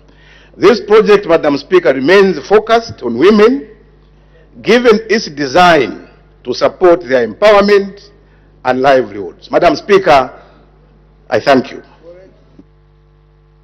Thank you very much. So we'll go very quickly on this. Supplementary questions. The Honorable Member for Chadiza. Thank you very much, Madam Speaker. Sorry, Honorable Member for Chadiza. There is an indication. Honorable Member for Shuangandu, what's the point of order? Thank you, Madam Speaker. I'm raising on a point of order pursuant to Standing Order 71. And Madam Speaker, I was meant to raise this point of order contemporaneously on the Minister of Energy, who has since disappeared like electricity. Madam Speaker, I was in order to duck my question, which was very straightforward, that people are paying more for electricity they are not benefiting from through the emergency tariffs, which imposed. I don't know where I got the logic that when you are receiving few hours of load shedding, or whether you are getting power for few hours, you don't pay more. I don't know where I got that logic. But was in order, Madam Speaker, to brush such a very important, pertinent question, which borders on duping citizens, because citizens were meant to believe that by starting to pay that emergency tariff, they were going to have increased hours of power supply, which is not the case. Now, he avoided to answer that question as it was posed to him. Was in order, Madam Speaker, to conduct himself in such a fashion. I think it was serious ruling. I saw that the Honorable Member for Shuangandu had indicated. I thought he had abandoned that issue of the point of order. I think from what I was hearing when the Honorable Minister was answering the question, he was saying that even if, well, tariffs were increased, but people are paying for the electricity that they are receiving. If you are not receiving electricity, that means you don't pay. Even if the tariff is high, you still do not pay. You only pay for what you have consumed. So I don't know, that's why I'm saying maybe we need to have a workshop so that we can interrogate these issues properly. Otherwise, from what the Honorable Minister was saying, I didn't see anything wrong in that. So he was not out of order. Let's make progress. The Honorable Member for Chadiza. Thank you very much, Madam Speaker. Honorable Minister, we do appreciate all these interventions that are aimed at keeping our girls and uplifting the welfare of our women in Chadiza. And for all information, Honorable Minister, just in 2023, we had 1,717 pregnancies in Chadiza. Matching to your strategy, which brought back 1,077 girls into school. So if you check between the two figures, at least there's a correlation, which means the program is reacting or is providing solutions to the problems that we're facing. However, Honorable Minister, you know, this concentration on girls has created an imbalance in our society. That's why, and that's the whole reason why we brought this question. Because we do recognize the importance of education, Honorable Minister. And the people of Jadiza would want to find out what concrete steps government has put in place in ensuring that we extend the similar interventions to the boys. Because what kind of a society are we going to have, Honorable Minister, where we have girls who are able to prosper and boys who are just basically will be nothing? We have observed of the recent past that most of the boys are just becoming junkies. So what type of correlation or collaboration are we going to have where many girls are going to be empowered, leaving out the boy child? So what concrete steps have you put in place as government to extend similar interventions to the boy child? Madam Speaker, I thank you. Thank you, the Honorable Acting Minister of Community Development and Social Services. Thank you very much, Madam Speaker, and thank you, Honorable Member, for that very, very important follow-up question. Madam Speaker, I feel for the Honorable Member, and I think his contribution is very genuine, that we should not leave alone a boy child. But as I said earlier, Madam Speaker, we need also to understand the fact that this is coming from a background where women and girls were so vulnerable from where we are coming from. Girls have been so vulnerable, women have been so vulnerable. So there have been programs that have been dedicated to women and girls. So this is one of the programs. So as I said earlier, since this program has been designed just to help out in terms of vulnerability amongst girls and women, definitely government will still look at some of the challenges that the boy child may also go through. But I'm unable to tell you now when this program may be designed. But I think it's something that needs to be looked at. Thank you for your concern. And indeed, I think it's very, very genuine. We need to also interrogate your concern. Thank you so much, Madam Speaker. Thank you. The Honorable Member for Kasama. Thank you, Madam Speaker, for the opportunity. Honorable Minister, thank you for your response, and I think I will also dwell on the issue of the boy child. I am a woman myself, and I do understand the vulnerability of a girl child as well as women, but there's need to strike a balance. We do have keeping girls in school, which seems to be working well, figures are rising. But yet again, the boy child also has barriers, and we do not quite have the re-entry policy for boys and keeping boys in school.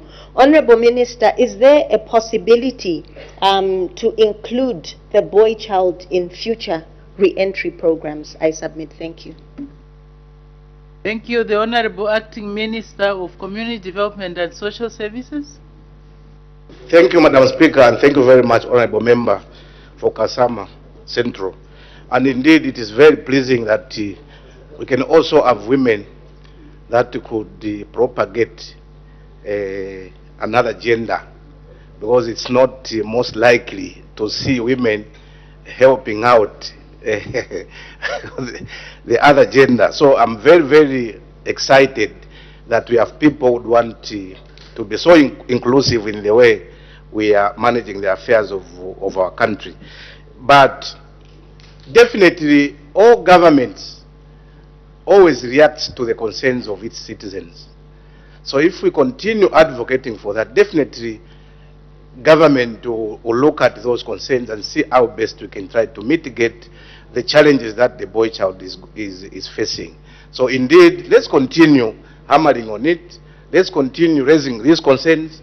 And this government is a very listening government.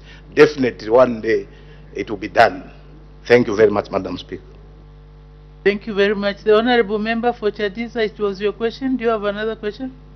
Okay, since the one of the question is satisfied, can we make progress? Apologies, Honorable Members. We are trying to catch up. The next question, the Honorable Member for Isoka. Thank you, Madam Speaker.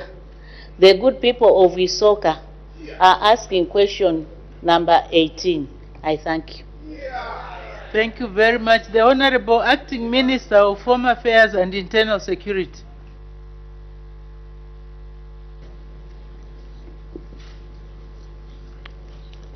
Thank you very much, Madam Speaker. The Honorable Member of Parliament, Honorable Marjorie Nakaponda, asked the Minister of Home Affairs and Internal Security the following questions. A, whether the government has any plans to construct police posts in the following areas in the Isoka district. 1, Kafwimbi, at Lualinzi, 3, Kapumbu, and 4, Kalungu.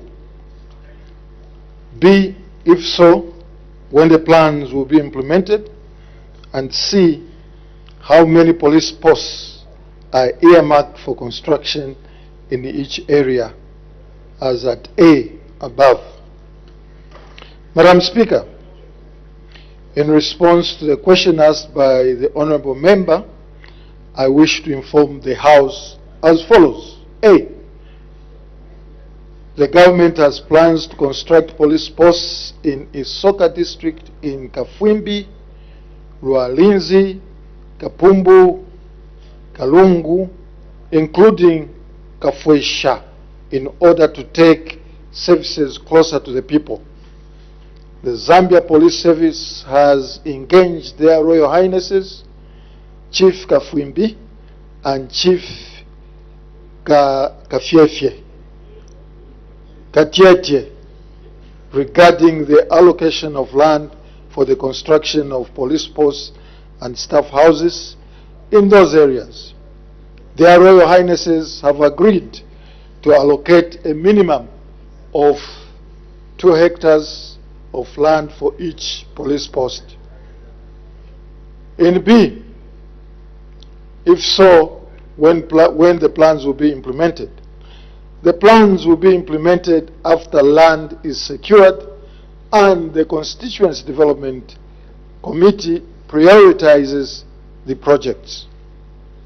C, the immediate plan is to construct 1 police post in each of the areas mentioned in A above. I thank you, Madam Speaker. Thank you very much. Supplementary questions? The Honourable Member for Isoka. Thank you, Madam Speaker.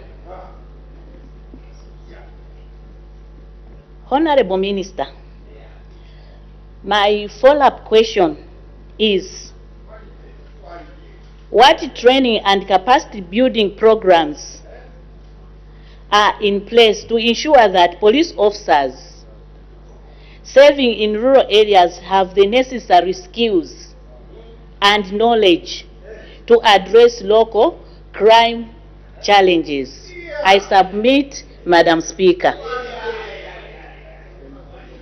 The Honourable Acting Minister of Home Affairs and Internal Security.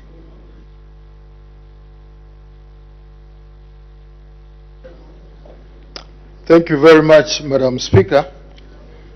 I seriously have issues in connecting the construction of police posts to the question that the Honourable Member is asking. Nevertheless, in terms of training and capacity building programs for police officers in order to be able to address issues at community levels, we have an ongoing program in the police service which is called refresher courses.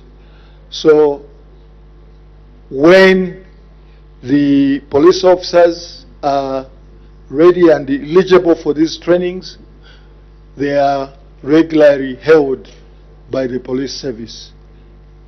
in the schools that have been established.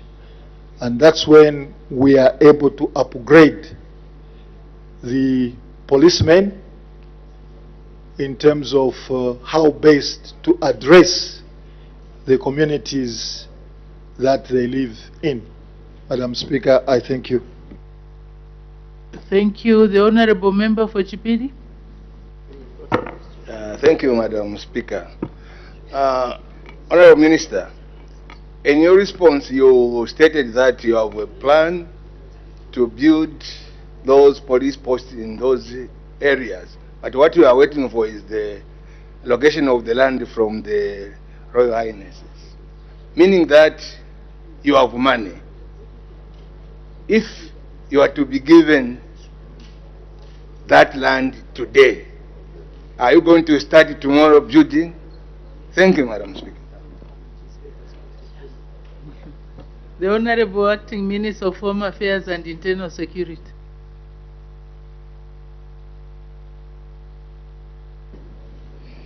Thank you very much, Madam Speaker, and thank you very much, Honorable Member, for that question. We do not have the money on our budget. The plan is to collaborate with the local authorities through CDF in order for us to be able to construct these police posts. So it's a collaborative effort between CDF and the Ministry of Home Affairs and Internal Security. Thank you. Thank you. The Honorable Member for Isoka. Thank you, Madam Speaker. Honorable Minister, how does the ministry evaluate the impact of its initiatives on the rural crime rates and the community safety? I submit, Madam Speaker.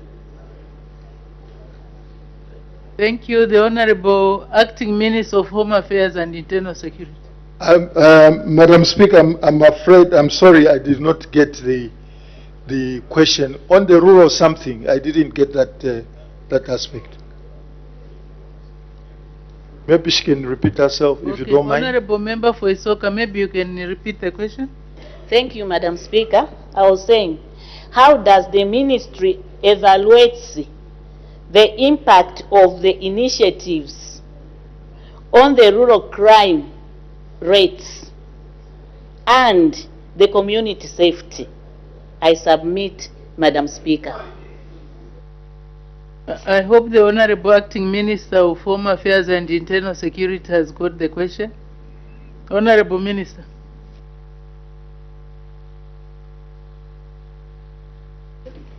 Highly philosophical questions, theoretical question. How do we evaluate the impact of the initiatives on the community saved? I guess that, come again? On the rural crime rates. Madam Speaker, normally the evaluation takes into consideration the occurrences of the crimes that have been committed in a particular place. In other words, we document the statistics, and then if the statistics, for example, start declining, then we know that we are doing a good job. If they start climbing up, that is an indication that we should pull up our socks and engage the communities. And this is what we do in terms of evaluating and ensuring that given the indications in terms of statistics, we follow up accordingly. Either we accelerate our efforts so that we can de-accelerate the rate of crime, or at least be able to evaluate in a manner that will give us an indication that the community that is concerned has been able to adhere to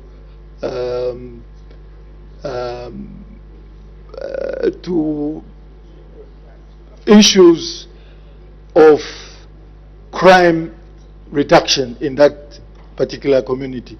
And so let me just say the statistics are the ones which will give us an indication of how we are performing.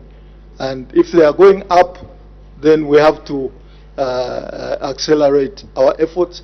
And if they are accelerating, then we know what we are doing is up to what is expected. I thank you. Thank you very much. There is an appeal to allow more questions since there are only two. So we start with the Honorable Member for Matero. Thank you, Madam Speaker. I wish the substantive Minister of Home Affairs, Honorable Jack Mwimbo, was here. I wonder if he's safe with the cadres in Monze, the same one that attacked Honorable Jean Chisenga. They are looking for him for adoption there. Honorable Member for Matero, please just ask your question. That's why I was reluctant. Because I know the opening remarks are always. So just just ask the question, Honorable Member. I use my discretion to allow you, so use it wisely. Madam Speaker, I'm a very humble and loyal, obedient MP, so I obey your guidance so that I don't get suspended. Honorable Acting Minister, you answered that you are working on building police posts in Nakonde, in Isoka, Muchinga province. If land is found, how will you manage to do that? If there are police posts that have been outstanding just for your ministry and your government to open, like the Muchinga Mwembeshi police post in Zingalume, it's been ready last 3 years. It's not been opened, and crime there is increasing. How are you going to assure the Honorable Member of Isoka that you will build that police post if you are failing to just open the Mwembeshi police post in George compound in Zingalume? Madam Speaker, as always, I thank you most sincerely. The question is constituency-based. It's relating to Isoka in Muchinga province. Now the Honorable Member for Matero is bringing in a question relating to his constituency. I don't know if the Honorable Minister will be able to answer because it's not part of the question that is up. We don't want to take the Honorable Minister by surprise. You can. The Honorable Minister maybe can speak for himself. Thank you very much, Madam Speaker, and thanks very much, Honorable Member. Restricting myself to Isoka, we can assure the Member of Parliament that collaborative efforts between the Isoka local government authorities and the Ministry of Home Affairs should see to it that once this is constructed, the manpower that is required will definitely be there to support the police post. So there should be no problem because as it is, I think we have enough manpower to be able to second or post to the police posts as soon as they are constructed. Please be assured that that will be done as soon as we complete. Thank you. Thank you. The last question, the Honorable Member for Chembe. Thank you, Madam Speaker, to give the people of Chembe to echo a voice on this important subject matter. Honorable Minister, when the community start asking for a police post, it is a sign that they are not safe. And this is why Isoka, they are asking for those police posts. Now, in the system, you have units. You have the regular who cannot operate without the buildings, like the facilities. But within the system, there are those mobile units, and there are also protective units who are tasked, like in this circumstance, where there is no police post, but they have got certain logistics that they are given, and they are able to curb such crimes. Why don't you consider going the mobile unit way or the protective unit way as the community awaits the construction of the police posts? Thank you. Thank you. The Honorable Acting Minister of Home Affairs and Internal Security.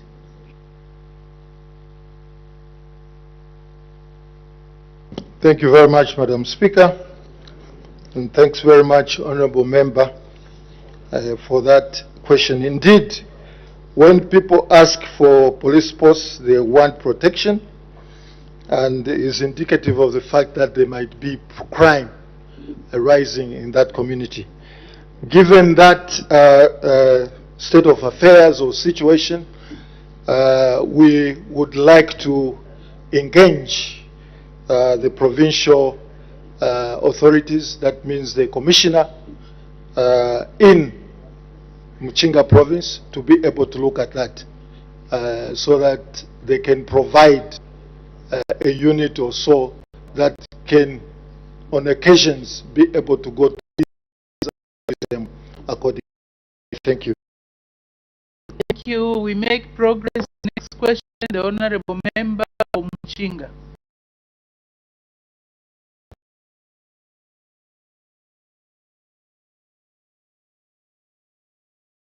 Minister of Youth, Sport and Arts.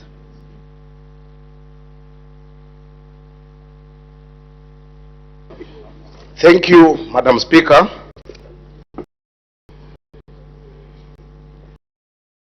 Member for Muchinga is asking the Minister of Youth, Sport and Arts the following questions. In A, whether the government has any plans to empower youths in Muchinga parliamentary constituency with the following: 1, farming equipment; 2, mining equipment; and 3, motorbikes. In B, if so, when the plans will be implemented. And in C, if there are no plans or such plans, why? Madam Speaker, the area member of Parliament may wish to note that the ADS, Ministry of Youth, Sport and Arts, has so many plans to empower the youth in all economic sectors such as agriculture, transport, food production, metal fabrication, construction, among others, in order to spur entrepreneurship and also small-scale development, which has the potential to create self-employment opportunities among the youth, including the youth of Muchinga parliamentary constituency. Be Madam, plans ongoing, Madam, implemented and I want to underline target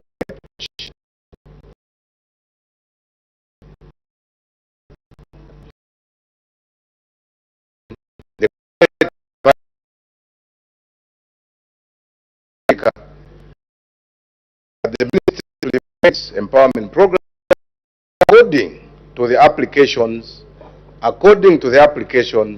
coming from various provinces, meaning that if the youth or youth group requests to be empowered in farming equipment and the project is verified to be viable, such will be considered for empowerment. And therefore, the youth of Muchinga parliamentary constituency will be empowered when the ministry will be empowering the youth of Central Province.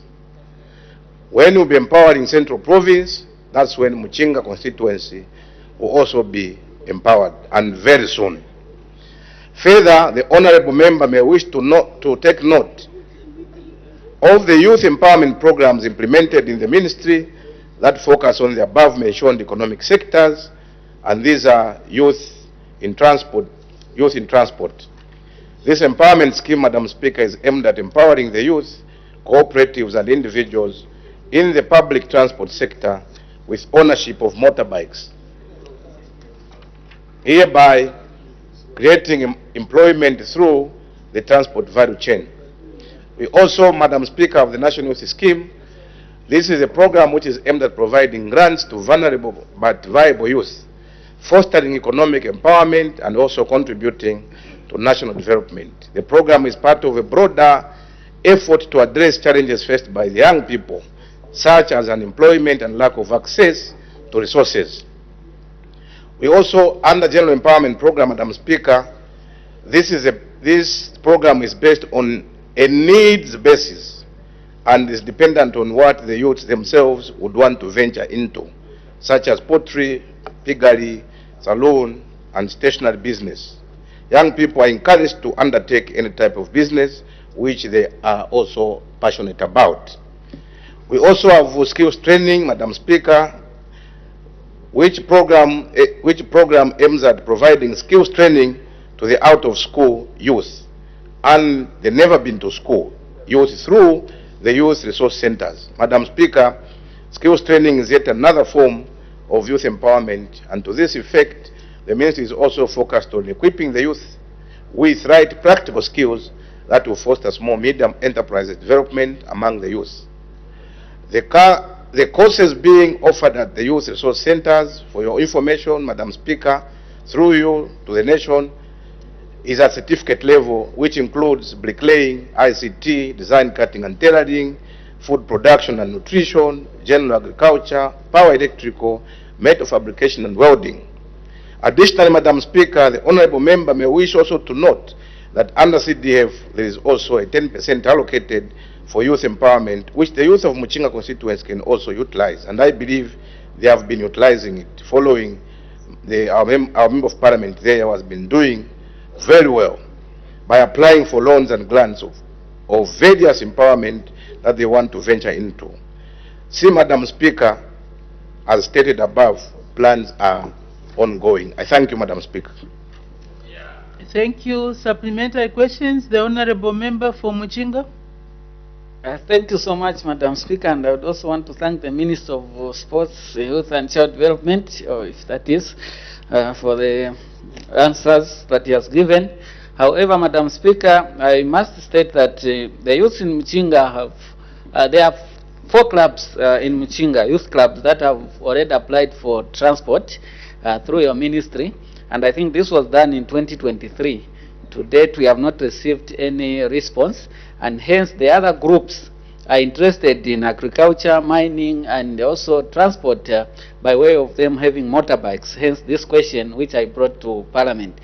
Madam Speaker, my question is, as the Minister has, emphasized that the program is ongoing and that anytime he will be visiting Muchinga, which is part of Central Province, when that time comes, Honorable Minister, can you assure the youths of Muchinga that as you come to visit in Serenje, you will also consider empowering our youths with the farming equipment and the mining equipment, considering that Serenje has got a lot of land, thereby making it very possible and profitable if they were to have mining and farming equipment. Also, being a mining town, I think mining equipment will do better. Can you assure them that this also will be on the program of empowerment, considering that you also consider the other, sorry for the repetition, bearing in mind that those who applied for transport will also be considered. Madam Speaker, I thank you. Thank you. The Honourable Minister of Youth, Sport and Arts. And thank you, Madam Speaker, for aligning the ministry, maybe for the benefit of our Member of Parliament from Muchinga. My ministry is no longer Ministry of Youth, Sport and Child Development. It may not be the only one. We have aligned these ministries. Child development has gone to community. It is under community for the benefit of even other members. It has gone to community. My ministry is now called, as stated by Madam Speaker, the Ministry of Youth, Sport and Arts. I thought I should emphasize on that one so that we are at the same level. Coming to your question, thank you once again for that follow-up question. I just want to assure the people, first the people of Muchinga province, not Muchinga constituency. I have a program.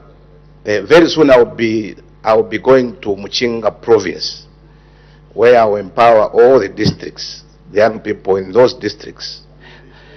And from there, not all of them, obviously, we may not have the capacity to empower every youth.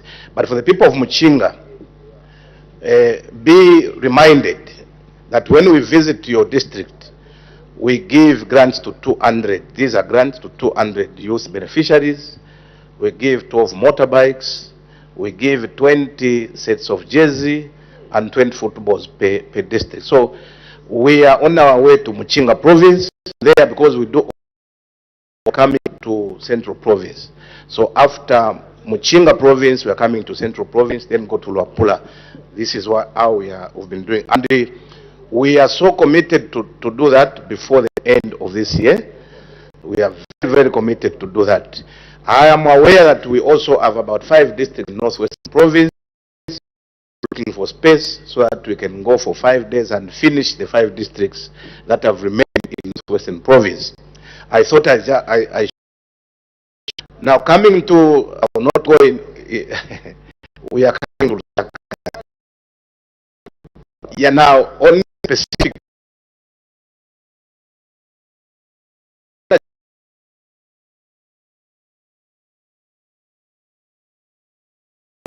you give us your idea.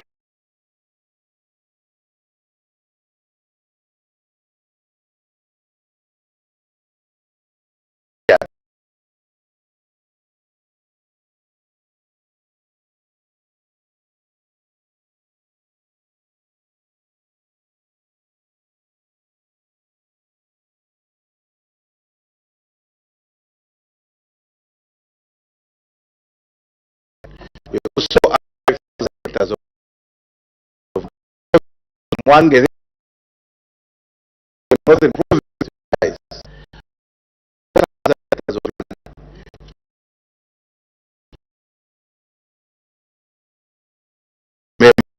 One reason also get active. There's a lot of potential there.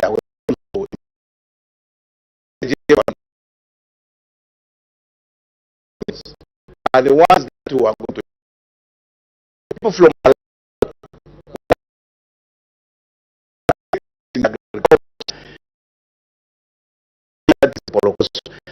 people who, if you go and get involved,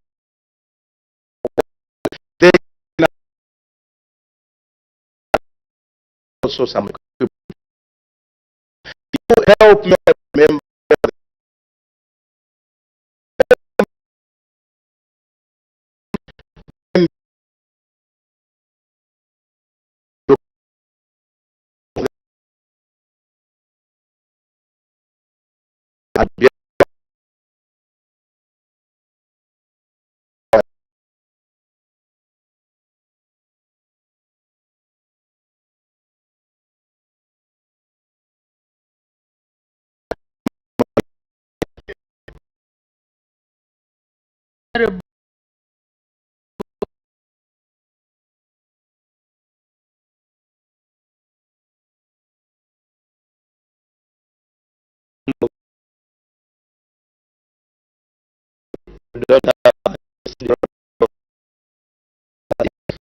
so what happens is that what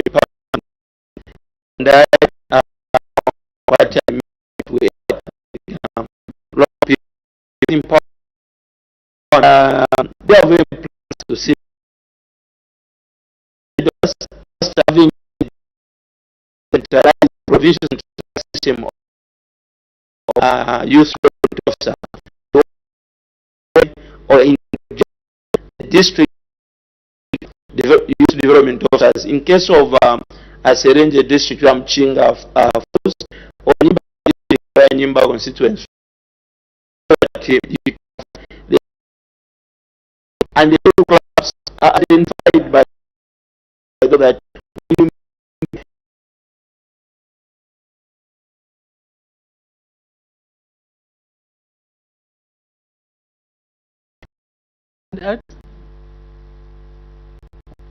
Thank you, Madam Speaker, and thank you, Honourable Member, for that follow-up question. Madam Speaker, very briefly, with the devolved functions, we have now local authorities beneficiaries. So, and when we are talking about those benefits, even when we do not have our presence there, we rely much on new members of parliament. Those that we have gone to parliament, beneficiaries,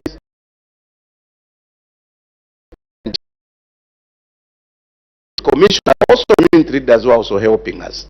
So definitely you have nothing. When we get into your districts, before we come, those beneficiaries are us. We just come and implement. I thank you, Madam Speaker. The Honourable Member for Muchinga. Will be the last question. Yeah, thank you so much, Madam Speaker. Just wanted to remind the Minister that I think youth of Muchinga don't need to apply for those farm schemes in other areas because we have enough land. They can get land from the chiefs right there and be empowered. And my question is instrumental to help.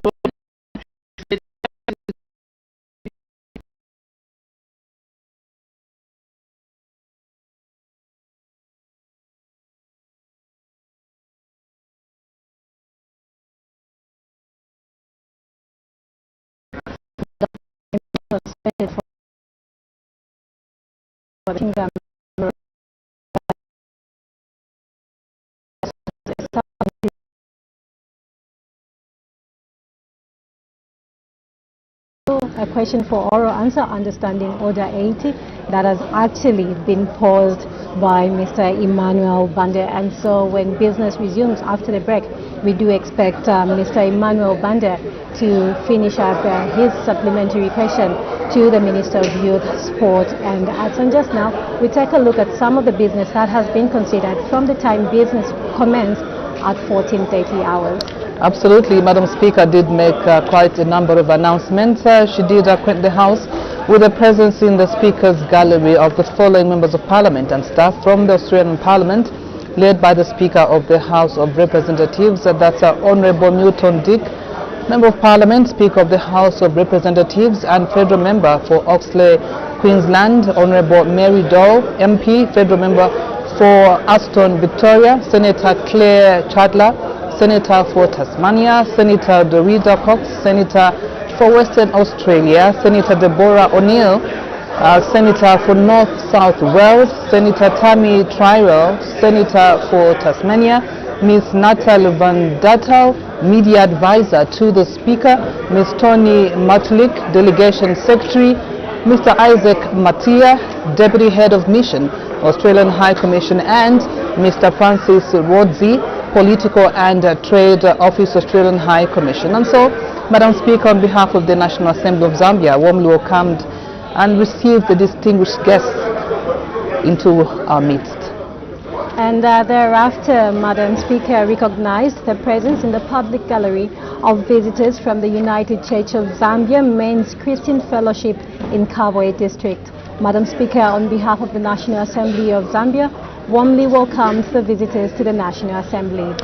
In the other announcement, Madam Speaker did remind the House that debate on the motion of thanks, which commenced on Tuesday, 16th September 2025, will be concluded this week on Thursday, 25th September 2025. In this regard, today, 23rd September 2025, is the last day for honourable members from the back bench to debate the motion. The front bench will then take the final 2 days, that's Wednesday 24th and Thursday 25th September 2025, to debate the motion and to respond to the issues raised. Therefore, honourable members from the back bench who have not yet debated are encouraged to do so today. And in the last announcement, Madam Speaker informed the House that the Parliamentary Training Institute, in collaboration with the Committee Department and the Parliamentary Budget Office, has organized a workshop whose subject is the budget approval process for the 2026 national budget. She stated that the workshop is scheduled for tomorrow, Wednesday, 24th September 2025, from 08:30 hours to 12 hours in the amphitheater here at Parliament Buildings. She said the following guests were invited: Her Honor the Vice President, presiding officers, cabinet ministers, provincial ministers, government chief whip, the deputy chief whip, leader of the opposition, political party whips, chairpersons of committees and vice chairpersons of committees. Madam Speaker did encourage all the invited members to attend the important workshop. So those are the announcements that Madam Speaker did make starting at 14:30. And of course, we did have a ministerial statement that was delivered by the Minister of Energy, Honorable Makozo Chikote, on the update on electricity supply and load management. Just now, we equally take a break. Do stay with us.